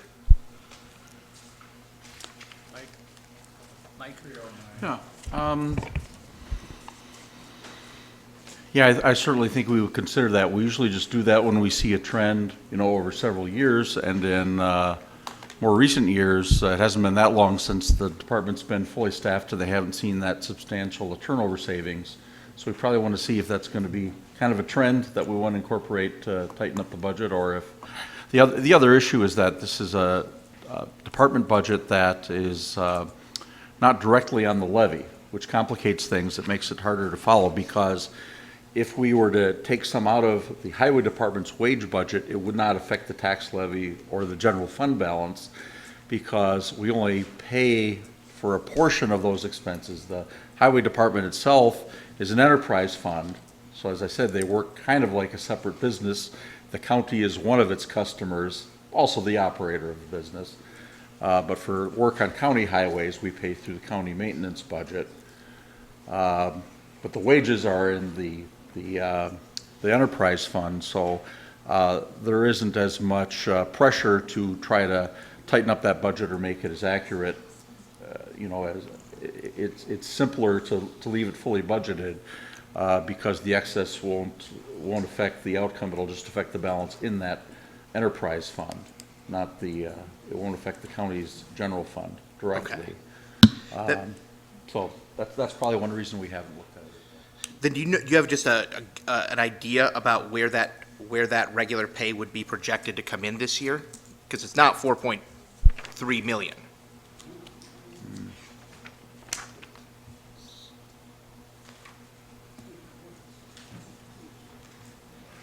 No, it won't be, but I could look and see what it is year to date. Thank you. Supervisor Buck. Thank you, Mr. Chairman. Also want to extend some of the same sentiment. Nothing but positive comments throughout the community, Commissioner Damel. So keep up the good work to you and your team. So really appreciate it. Can you give us a sense of the state or the grade of Winnebago County roads? A grade. Where are we at here? One thing is our road system. We have a good road system. What we follow is a PASER rating, and that is through the state. So basically, it's a scale of 10 to 1. Obviously, 1 being a failing road, 10 being new construction. Majority of our roads are in that higher, those 10 to 6 range in there. You're always going to have those roads that, like one of them right now is County Road N. That road is in poor condition, but it is in need for a upgrade, a recondition. So when we look at that, a reconstruction project on that, so we don't want to go in there and do a mill or overlay, because then it pushes out we want to hit that 10-year range. So we leave those so we can get funding with those projects. So we're always going to have some of those roads that are in that condition, those 3, 4s, but knowing that the future that we are going to be looking for a reconstruction project on there to upgrade, whether there might be hills and curves like that, that's where we're looking to take those out. And that is one, like I said, N is one of those roads that we want to look at. So Wisconsin as a whole has a C rating, and since most of us in this room weren't born when the Eisenhower administration passed an infrastructure law, we're hopeful. Wisconsin is set to receive $5.2 billion in federal highway aid, $225 million in bridge replacement. The bipartisan infrastructure plan just announced a few weeks ago that the first project in Wisconsin is going to be the I-39-90-94 bridge in Columbia County is set to receive $80 million. How do you feel about Winnebago County's position on applying for grants, because we're going to be able to compete for $12.5 billion in bridge investment programs? Do you feel that your department is well positioned to compete for those grants, seeing as how we're the county of water, right? The highest, per capita of water. Sure. And do you need help with that? Like I said, this is a substantial, most of us in our lifetime have not seen this kind of investment in infrastructure. So I just would like to hear your thoughts on that. Right. Thank you. Definitely. I mean, that's something that we need to look internally any bill money that we can apply for. We do have some projects that I'm going to meet with East Central here shortly to discuss some of these future projects that we could apply for some funding for those. I know we did, Town of Poygan did receive some money for some bridge aid through this. So there's definitely opportunities out there, and we're definitely going to look at every opportunity we can to apply for any funding we can with this. Do you think you have the help you need to do that right now? I think, one way or another, we're going to get through that, yes. Okay. Competing against 71 other counties, we want to make sure that we're getting our fair share here in Winnebago County. For those of you who don't know, that some of the money is going to be divvied out, per capita. Then other monies are going to be divvied out as grants. So we want to make sure we're on top of those to have the best roads and bridges here in Winnebago County for our folks. So thank you. Yep. Thank you. Supervisor Estera. I just wanted to reflect what Supervisor Buck was mentioning. I thought those were excellent points. And the GO organization, is that sufficient to compete with grant writing? Thank you. What was the repeat? The GO, is it GO Oshkosh? I'm sorry. But that organization that you referred to that would help in competing with grants, you would rely on that organization to compete with grants, is that right? East Central Planning. East Central, okay. Yeah. All right. Yes. Yes, I think that's a very important thing. There's just a lot of money out there. I learned that at the association, the conference. So thank you. Sure. Yeah, with the funding, there's criteria you have to meet. So some projects, would not meet certain criterias. So there is, a lot to this funding. So definitely, we need to look at, consultants with this to help us through that. And I think East Central is going to be the important role in this. Supervisor Albert. This question kind of ties on to Supervisor Buck's. How many shovel-ready projects do you have on the shelf? Right now, we have nothing shovel-ready right now. I think it's important that we have shovel-ready, because when you have shovel-ready stuff, if the town of Rushford doesn't have any money, we can take that and then forward that in their place. Sure. I think we should work at that. Okay. Supervisor Buck. One final question here. Is the highway department involved in any EV charging stations? Is that under the purview or jurisdiction of the highway department that you know of? No. Okay. No. Thank you. Supervisor Defferting. Thank you, Mr. Chair. To kind of hitchhike off of EV charging and things like that, I was just, this is just something out of my own curiosity too. I know that there's been alternate forms of infrastructure that other, not just counties, but other places around the globe have been looking at too. In regards to for instance, as an example of solar roadways where there's solar panels instead. And that you could use that for parking lots too, which I believe falls in mostly in your purview. Is that something that would you be considered just to look at, cost-wise? Sure, I'm not really familiar with any of those projects like that, but definitely, it wouldn't hurt to look at anything like that. Okay, as long as you're just open to considering it, I think that's all that matters. Thanks. You're not seeing anything else? I thank you. Thank you. Thank you. And next up is Public Health with Doug Gearin. Starts on page 321.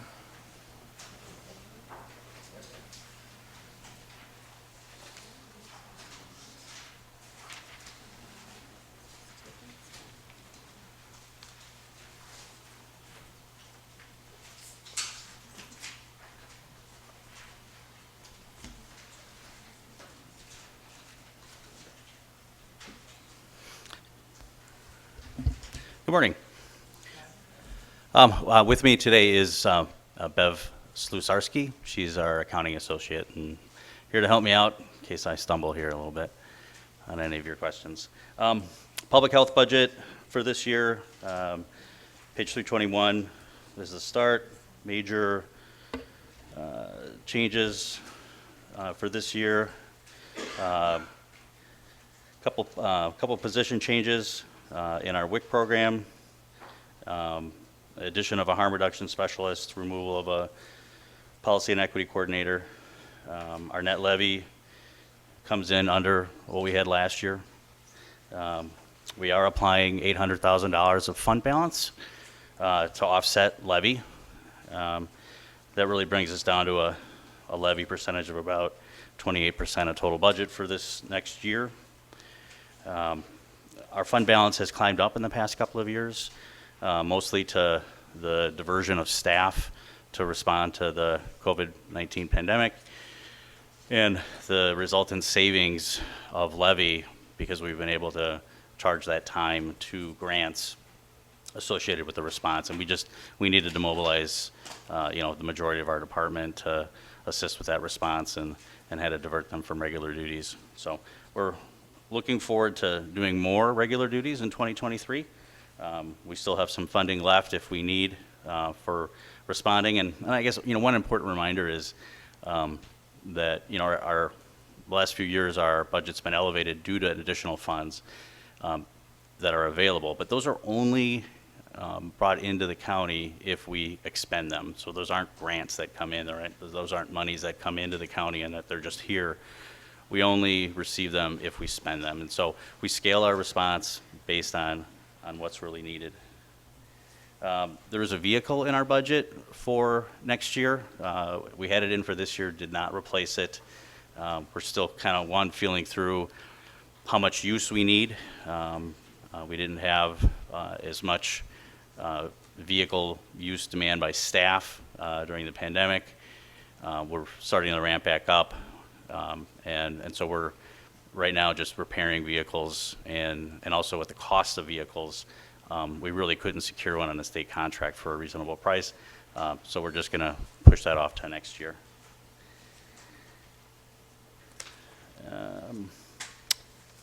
Those are, there's a list of variances. As many of you have contacted me, thank you, with questions about those variances. I'm happy to answer any additional questions. Supervisor Gordon. Thank you, Mr. Chairman. Doug, I was wondering, why are you eliminating the full-time policy and equity coordinator position? Is it transitioning to a different role, or you don't feel it's necessary? That was at the request of the county executive, and we are bringing in another position, the harm reduction position, in a balance.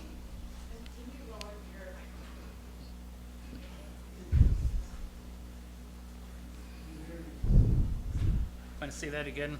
Yeah. Sure, yeah. That position elimination was part of our budget discussion with county executive, and the decision was made to pull that position at that time. So you do have a person in that position. Are they being let go, or are they transitioning to a different position? It's currently vacant. We were recruiting to fill, and we won't at this time. Thank you. Supervisor Eisen. Thank you, Mr. Chairman. Director Guerin, I would like to thank you for the guidance that you have given Winnebago County through the pandemic these past 2.5 years, and for the continuing published information made available to the residents of our county. I'm not the only one who is heaping praise for you. I'd like to offer you the congratulations on your election as co-president of the Wisconsin Association of Local Health Departments and Boards. And additional congratulations on receipt of the Health Officer of the Year Award. Could you tell us a little bit about that? That's the Wisconsin, is that the same WALDEP organization that you're heading? Yep. So, first off, thank you, Supervisor Eisen. Yeah, the association, there are two major public health associations in Wisconsin.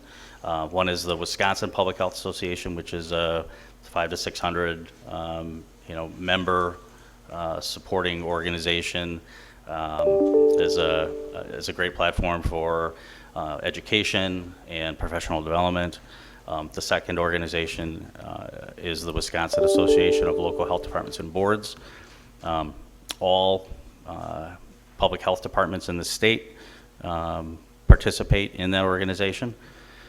And that is it's for board development, for health officer engagement, also education and support. I've been members of both of those organizations for a long period of time, and was nominated for Health Officer of the Year Award for services provided during the pandemic, leadership for that to the rest of the state. So, thank you. I know I've been a big supporter for you along the way, and also had acknowledged previously that you had your communicable disease training in the county of Milwaukee, and it paid off for us during the pandemic. On a little bit sadder note, I would refer to page 324, in particular, item number 9 of accomplishments. And I would rather think that by the time we get to the final adopted budget, we'd have to make some alterations of that mobilizing for a just response grant, which was not accepted by this majority of this county board. Yes, that's correct, and this document was put forth prior to that vote, so we'll make sure that that's removed. Thank you for your service. Supervisor Hanson. Thank you, Mr. Chairman. I have several questions, especially in regards to line 55014, professional services, 55030, other contract services, 75042, building rental, 53400, advertising increase. Those four represent anywhere between 72 and 3,900% increase, and here's my concern based on our email exchange. Clearly, it looks like we're shifting focus from COVID to some lead abatement, but something I was generally shocked at the numbers that I was reading. We have approximately 173,000 residents in Winnebago County. The county-sponsored offices administered just under or about 38,000 doses. So that surprised me. Total for the county, you had said to me that's about 173,000 doses. That suggests, even at best case scenario, there was only about a 33% participation rate. And that absolutely shocked me.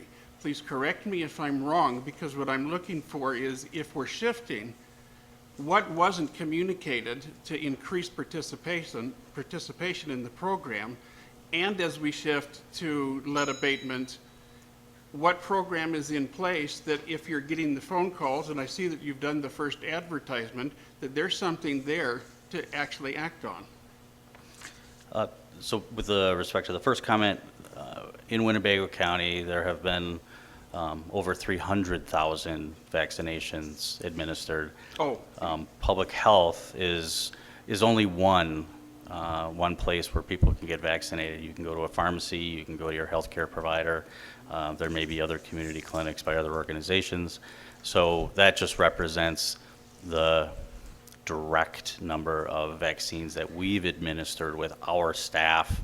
There are additional vaccines that were coordinated by our staff utilizing other contractors, or joint vaccination that projects that we participated in. We partnered at UWO with Aurora Healthcare early in the pandemic to administer a lot of doses there at the university, and we've also partnered with the city of Appleton regionally to administer vaccines at the expo and up in the Appleton Expo.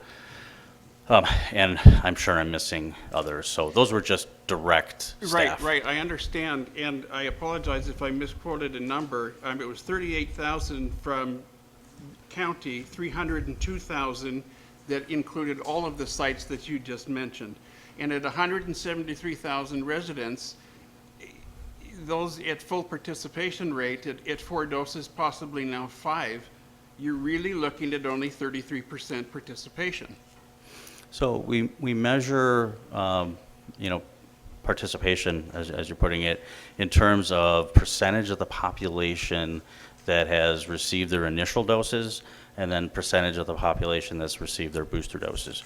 Right now, roughly, I don't have the numbers in front of me, I want to say about 65% of the population has been vaccinated for COVID, and of those eligible for booster, from that 65%, there's a lesser percentage that have actually received their booster that just recently became available. So we are actively vaccinating right now, and many are seeking that updated booster vaccine. But base coverage in Winnebago County is at or above state average. I would like you to update me then under the numbers at 65%, because that doesn't make sense based on what you sent me.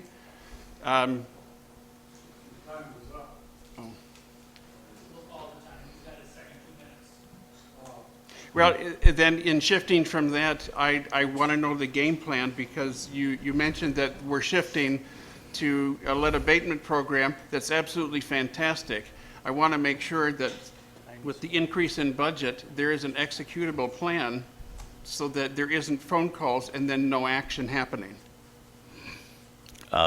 With respect to the lead abatement program, are you asking? Correct. Okay, yeah, so the lead abatement program is a new program that we delayed launching, from the pandemic response. We're utilizing funds from the state of Wisconsin, their Safe, Healthy Lead program, Lead Safe Homes program, excuse me. We're part of a HUD grant with the state for federal funds, and then we're also partnering with the city of Oshkosh. So those 3 funding sources are supporting a new full-time position in the health department that's developing this program. And the goals there are just to increase the lead-safe housing stock, so safe housing for children within Winnebago County, targeting those homes that have children in them and that have lead in them.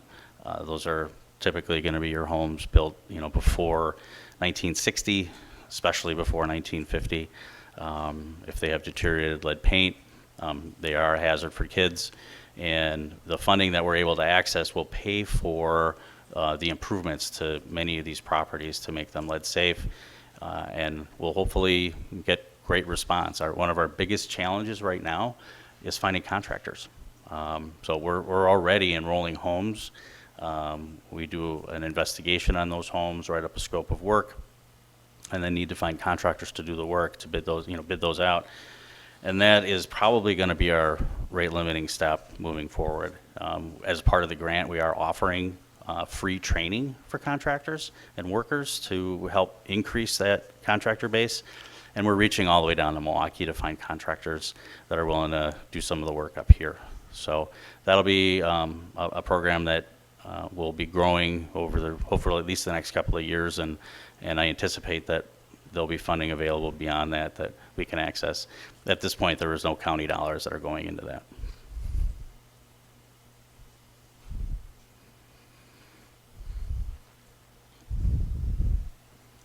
Supervisor Foam. Thank you, Mr. Chairman. Doug, quick question on page 335, line item 55030. 107% increase in contracted services. Is that for the harm reduction coordinator And the WIC program manager? I'm sorry, did you say other contracted services? Yes. So the primary increase there are in new grants. So one, the lead grant, because we'll be contracting out the work for all the lead abatement. And then also a new opioid grant we call COSAP that we just received this year. And that's a $400,000 grant. Most of that money is going out the door to support other positions. So that's the lion's share of it right there. Okay. All right, thank you. Supervisor Norton. Thank you. Doug, could you tell us more about this full-time deputy director of the public health position that's being proposed by the county executive? Well, I know the county executive has proposed that. We'll probably only be entertaining that if there's an amendment to actually introduce that. It's not in our budget, and so that would have to be added. So I guess I'm trying to find out, I mean, what are the details about what this position is going to do? And my other question is, how would this position be different than, I believe, Julia? I mean, I thought she was the administration person. Explain that to me, okay, if you could. Yep. Currently, we're structured. We have 6 divisions. One of those divisions is administration. That supports our front office staff, our accounting associate, our specialist positions, our epidemiologist, planner, and others that help support the work of the entire department.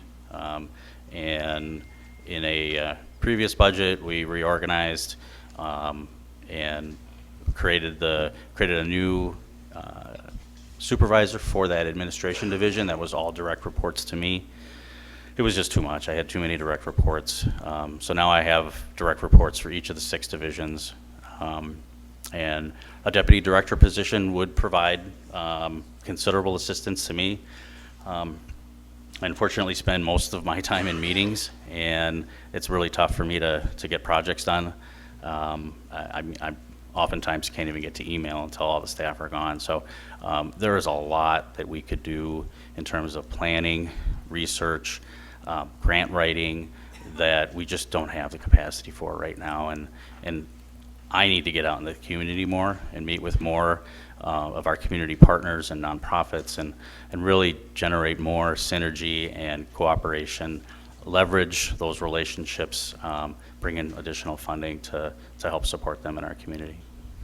I'm also concerned that the policy and equity coordinator has been eliminated. My question is someone going to be doing those programs or those duties in the department that's who works for the department existing? That's what's going to happen with those duties?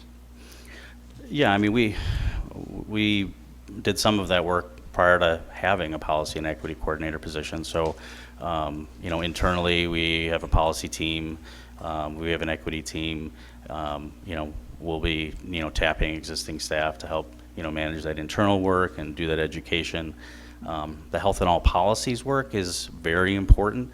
I mean, really looking at and examining policies for, unintended consequences or, forwarding policies that, have a benefit to the residents of our community. There's I've gotten a lot of help there, with working with our partner organizations and really in public health we're really moving in an upstream way where we know that, determinants of health, things that really make people healthy aren't just, medical care. It's having safe and affordable housing. It's having access to transportation. It's having, a quality education.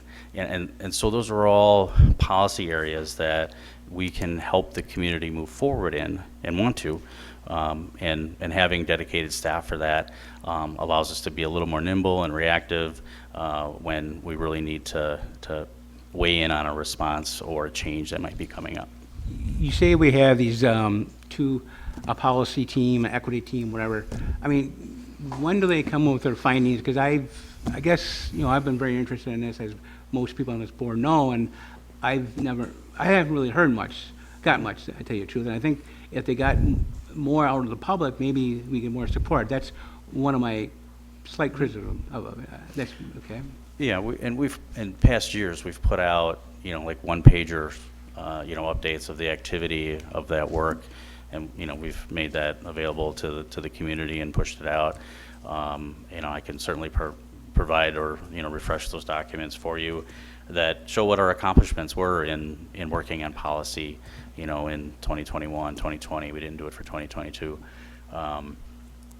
And I can also, you know, certainly share, you know, more information about, you know, the role of policy in health and the health of our community. I mean, it's a really important area. Could I suggest, I used to be on the Diversity Affairs Commission, but maybe you should contact the Diversity Affairs Commission, and maybe they should have you on the agenda, because I think that's, well, we should start working together when we have like departments have like or similar duties or functions or programs. And that's, like I say, I was on the Diversity Affairs Commission for almost a year and a half, 2 years, and we didn't hear anything. I think maybe it's a good thing to contact them and get on their agenda. Thank you.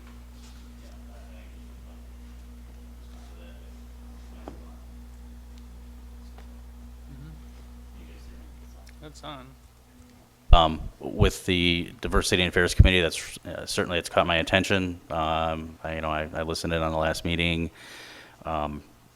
We haven't really had the capacity during the pandemic to engage in a lot of other efforts. Certainly want to be able to be there as a reference or a resource, you know, moving forward as appropriate. It's a committee that, you know, it's been hard to get my head around exactly what's happening there and why. So I'm trying to get up to speed now. Supervisor Defferting. Thank you, Mr. Chair. Regarding that lead abatement program, I mean, I think that's pretty good too. I mean, that's something that I might apply myself. My house is built in 1907. I've got the chimney with a little drawer for coals, so it's a pretty old home. I think that you know, and I sent you an email to ask about this. It sounds like you just kind of went with that number simply because that's how much advertising costs you had last year, and it sounded like you just didn't really know what your game plan was for that. You just kind of looked at the previous numbers and you're like, that's how much I'm going to ask for 2023. So do you actually have a game plan for advertisement for lead abatement? So we have, you know, in terms of how we budget for advertising, we did budget less than we actually expended last year, and less than we'll expend this year, with the anticipation that we'll have less need for the pandemic response advertising that's necessary. I mean, we've held hundreds of clinics for vaccine and testing sites, and, you know, to not promote those would be a waste of other resource. So it was really important that we got the word out about that. In terms of the lead abatement grant, as soon as we have enough capacity to hopefully meet some of the demand that's coming, we'll be pushing hard on getting the word out into our community. So I can't give you off the top of my head a dollar amount that I'm sure we have it in our budget, in our grant budget, but I can't give you a number off the top of my head that's going specifically to the lead abatement program. And we also need some flexibility. We don't know what's coming. You know, from year to year, the public health challenges change, the funding sources change, and, you know, we do the best we can to, you know, anticipate and predict. But, you know, when we're turning a budget in up to 18 months prior to, you know, when we're spending it, it can be challenging. And so we do use historical numbers as a guide, and then factor in what changes we know are coming for the next year. Okay, thank you. I'm going to bring up a hot button subject here. Obviously, we all know about the controversial subject of amending the 1108 code. We did put in a check in there where general orders are ratified by the county board when issuing a general order, but we did not have that for individual orders. Have you issued any individual orders since then?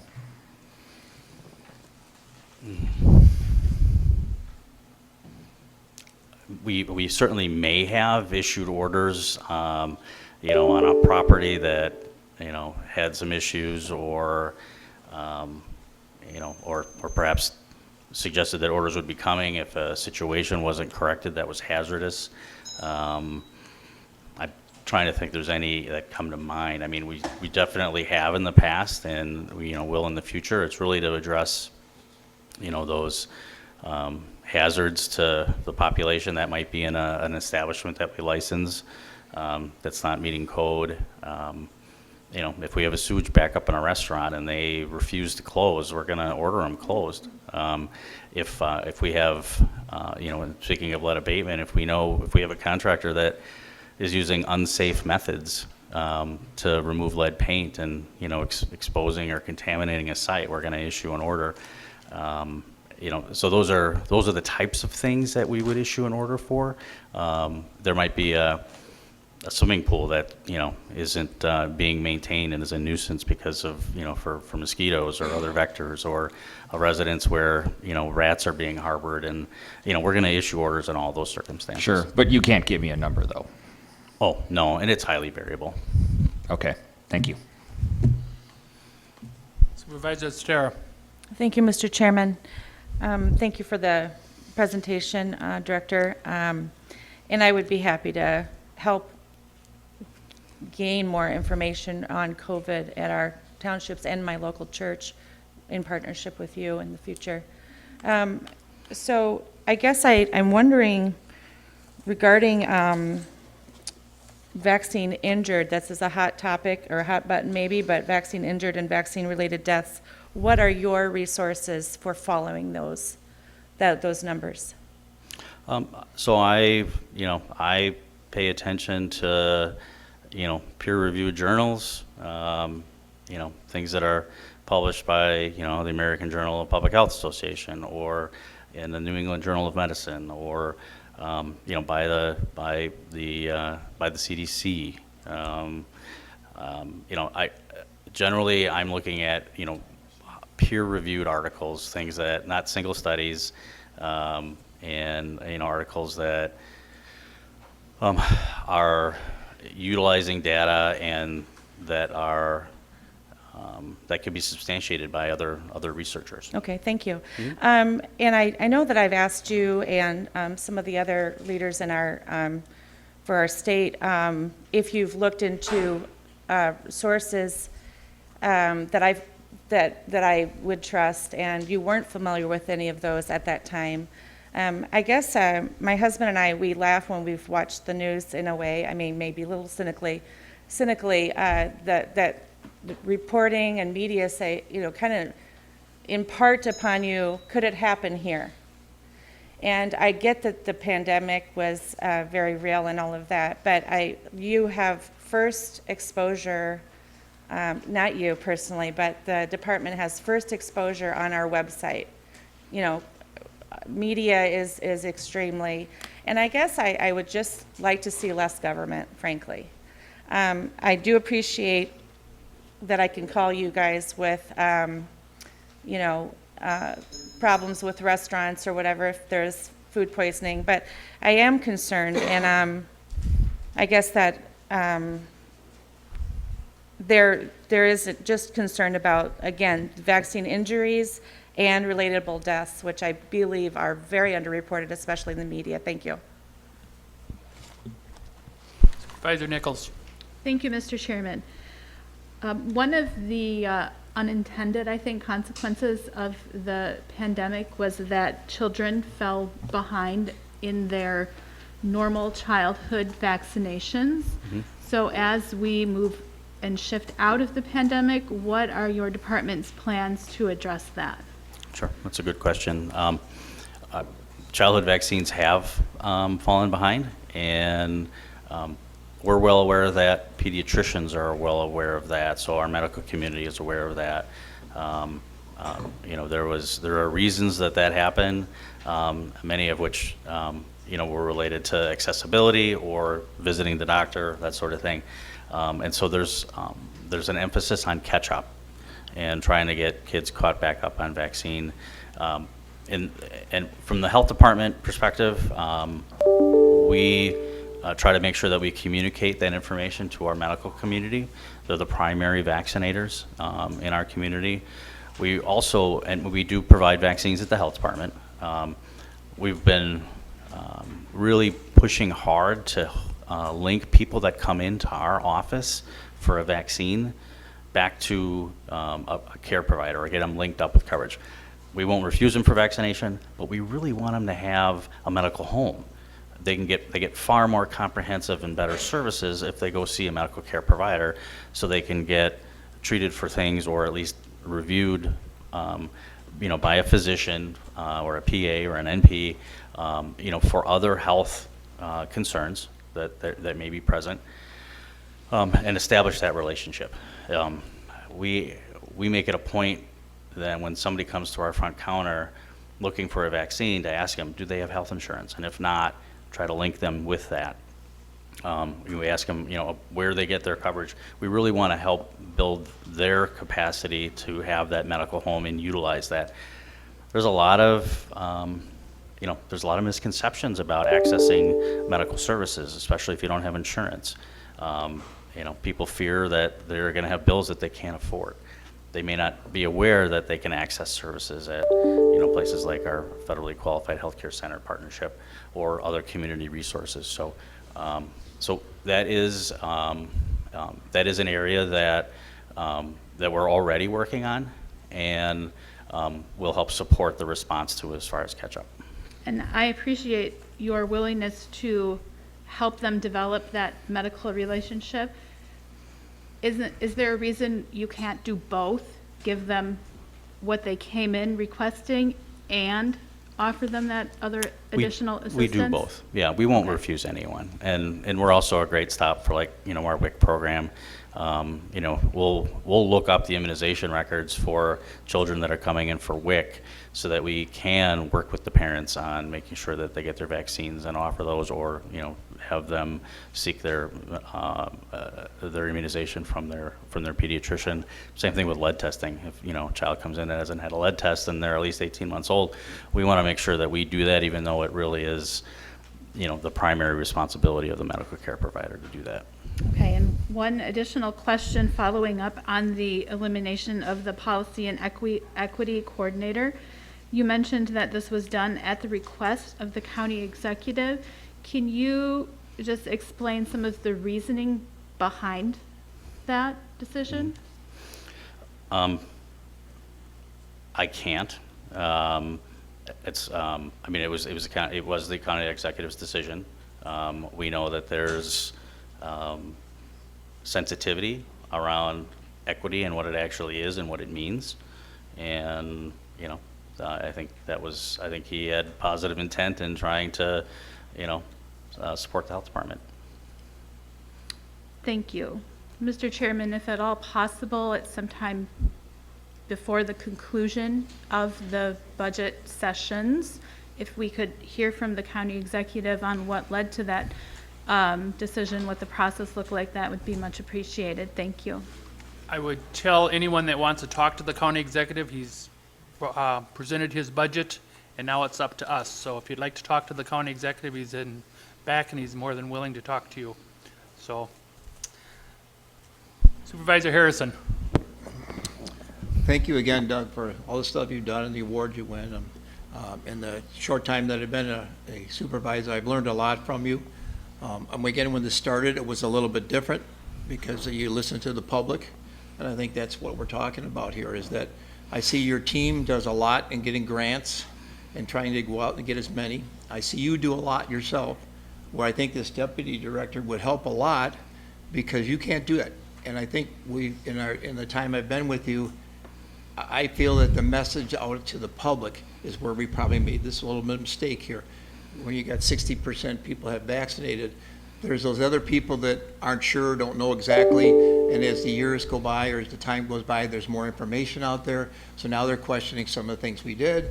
So someone has to get out there and combat that, not combat, but talk and explain it to, not aggressively go after people. And I think that's something that I think you need to do. This would help you do. Your team does a lot to get more funds. I know COVID is kind of shifting, but there's a lot of other issues. I've sat through 4 or 5 different presentations. I cannot believe what the health department does. It's unbelievable, this stuff. People have no idea. So I think you need a little bit of help. I think you need to get out there more, and I think that would probably sway the difference that we've got, because, you know, the country's split right now with all this stuff. But a lot of people think they knew when the pandemic came out, it was panic. Everybody got all that stuff out there. And then after the panic went, oh, what about this? What about this? And we really didn't do much except for now talking, you should get a vaccination. You should do this. But we need to talk like, okay, let's listen to your side. And we talked about this when we talked about passing this last grant that we got, that we didn't go through with it because it's going to come from someplace else. But it was like an idea that, you know, we need to get that research. We need to find both sides, all the information we can, so that we can educate us a little bit better, so that health department isn't as bad as they might have thought it was going to be, or that they were taking our rights away. But we need to understand more.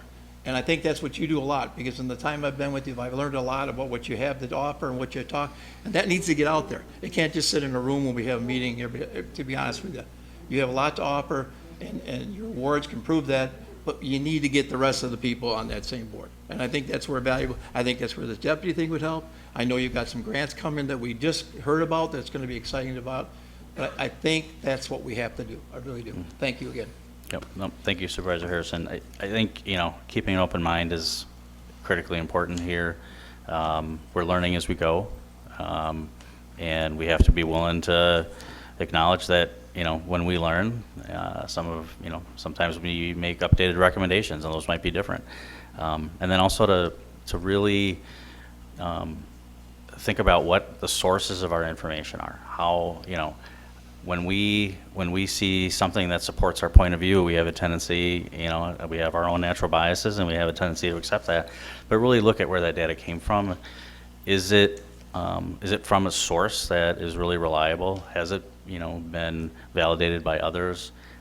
So it's good to ask questions, and I really appreciate the outreach that I've had from other supervisors related to other sources of information, because it's, you know, it helps me understand where they're coming from, and you know, and we're all learning together. So I want to thank all of you, whether you agree with the response to the COVID pandemic or not. You know, I appreciate the engagement. Supervisor Powers. Thank you, Mr. Chairman. And this is a question for you, Mr. Chairman, or maybe even for Core Counsel. Can we, as a board, make an amendment to this budget and ask for that health educator position to be put back in? Corp Counsel, I would think they could, but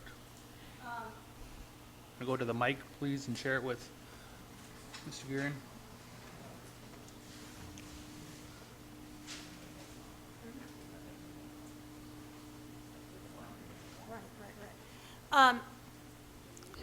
I'm sorry, can you ask the question again? Yeah, the position that was eliminated, that several have brought up, is it possible for us to, as a board, to request that be placed back in the budget? You can make an amendment, but again, you have to realize that the day-to-day affairs of the county rest with, and the operations rest with the county executive. So you can make the amendment, but I want to make sure you're not impinging on his statutory rights.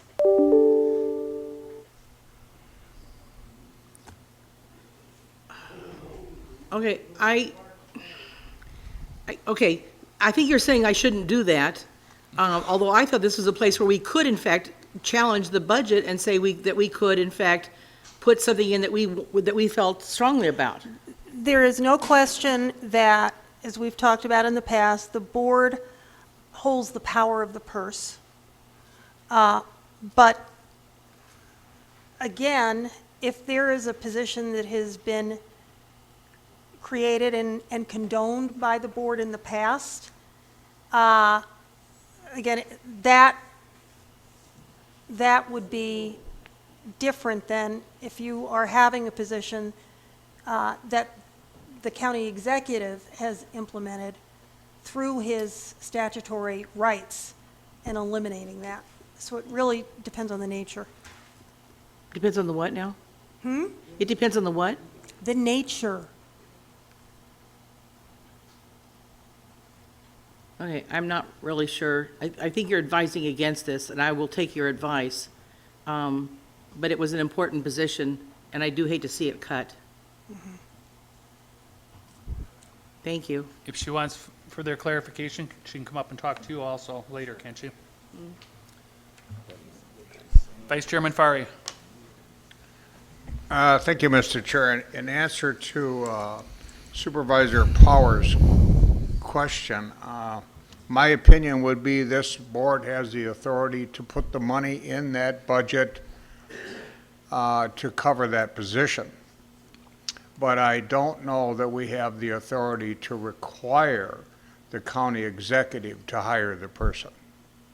So we got the money side of it, he's got personnel. So that's, in my opinion, what it would be.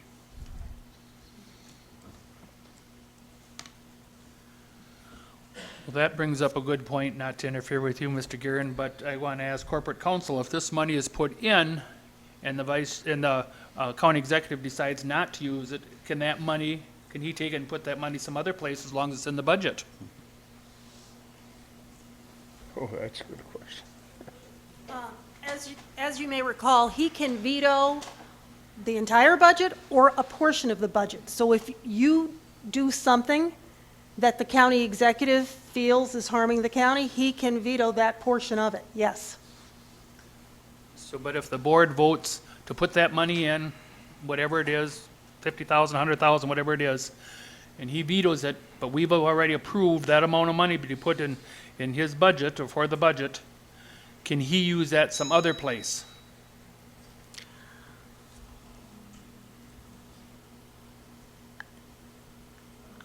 I would need to look into this, but I don't believe he could. I don't think so either. Okay, that's all I wanted to know. Thank you. Supervisor Hran. Thank you, Mr. Chairman. I'm just wondering if part of that, or if all of that money in the health department might be going to the deputy administrator of that department as opposed to the diversity portion of it. And if that's the case, I guess my question is, which is more important?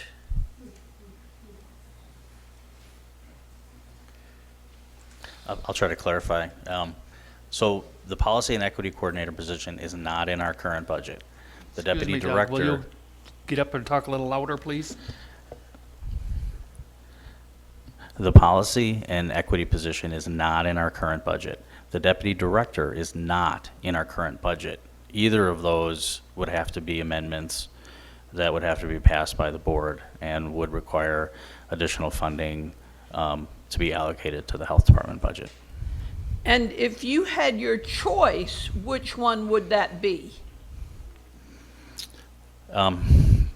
I can work with either. I would say both.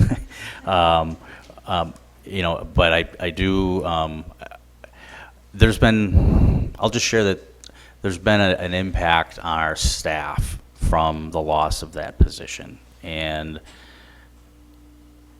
I feel like I would be best supporting my staff by prioritizing a policy position over a deputy position. And that's, you know, what I've done in the past as well. I mean, most departments our size have deputies, and most departments in the county have deputies.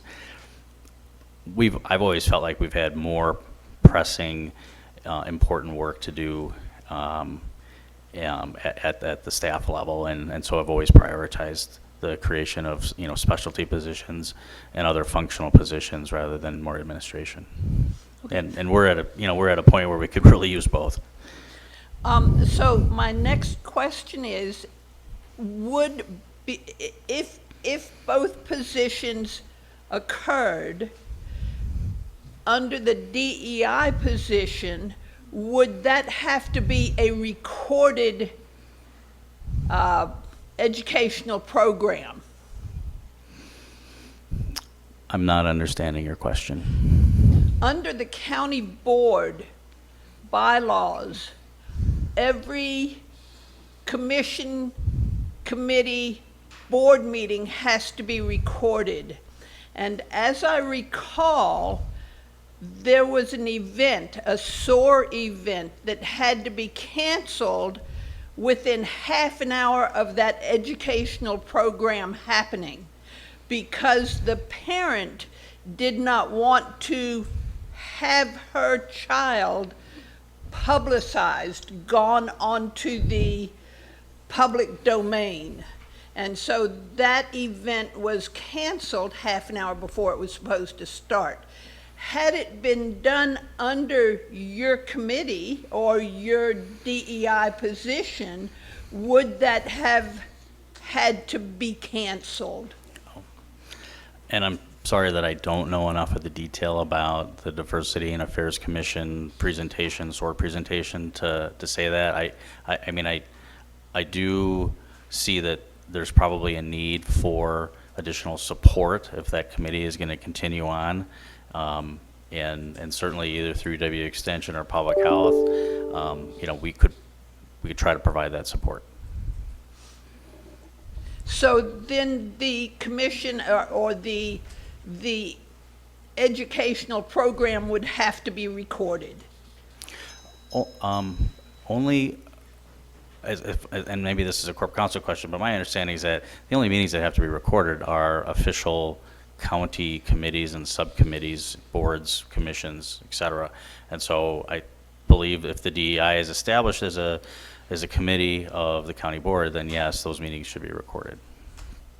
Yeah, exactly. And my question is more, if it were in your department, would that have to be recorded?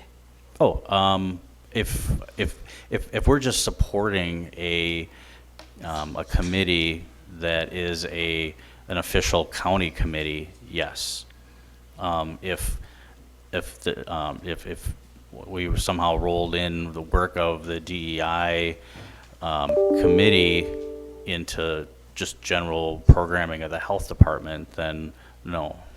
Yeah, and that answers my question. Thank you, sir. Okay, not seeing any other questions. Unless you have anything else, Doug, that you wanted to bring up at this time? Just, I mean, thanks for your support. It's been a difficult couple of years, few years, and you know, I think it's been a really trying time for all of us. You know, I'll say it's been an especially trying time for our staff. We've had you know, a bit of turnover, a lot of new staff that we're onboarding, and we really need your support. I mean, there's the pandemic really highlighted the limitations of capacity of local health departments, and as such, there are federal funds being allocated through the Department of Health and Human Services towards public health infrastructure. And I certainly would appreciate and ask for your support in receiving those funds and having us make good use of those funds. Those funds are likely to be available for a number of years. We're just starting to see some of that funding come now, and that may result in requests to add additional positions and increase some of the depth of capacity that we're able to offer. We've really only expanded the department on grant funds. You know, I mean, this is probably a little more of an extreme example, you know, from past years, but you know, only 28% of our budget this next year is direct levy dollars, and you're supporting 50 staff right now. And so most of those staff and most of our work is supported through funding that isn't local. And so we really need to take advantage of those funds. We've been very successful in bringing those additional funds in. We could certainly use the additional capacity to either make use of those funds or bring in additional funds. We're really competitive in the applications that we put out, and so we look forward to, you know, being able to serve, you know, the county bigger and better than we have been in the past. And it's really important for public health to, you know, be at the table and helping support our community overall in issues that support health. And that's not just giving immunizations or doing restaurant inspections. it's helping to assure that, our families in our community, have access to care, and that's a coordinated activity throughout the community, that they have access to affordable housing, that we have a housing continuum in place within our county. So, people that end up, being, losing their housing don't lose everything they have. That we're able to support people on a continuum that really supports them being self-sufficient as they move forward rather than more dependent. And there's a lot we can do to promote self-sufficiency by supporting, community resources, in transportation, education, housing, and that sort of thing. So I appreciate your support. Thank you. I'm going to be taking a lunch break right here, but I got 2 call in here first. Supervisor Zestero. Yes, I was just wondering if we could get the procedure or organizational chart sometime for Mr. Collard. Thank you, that's all.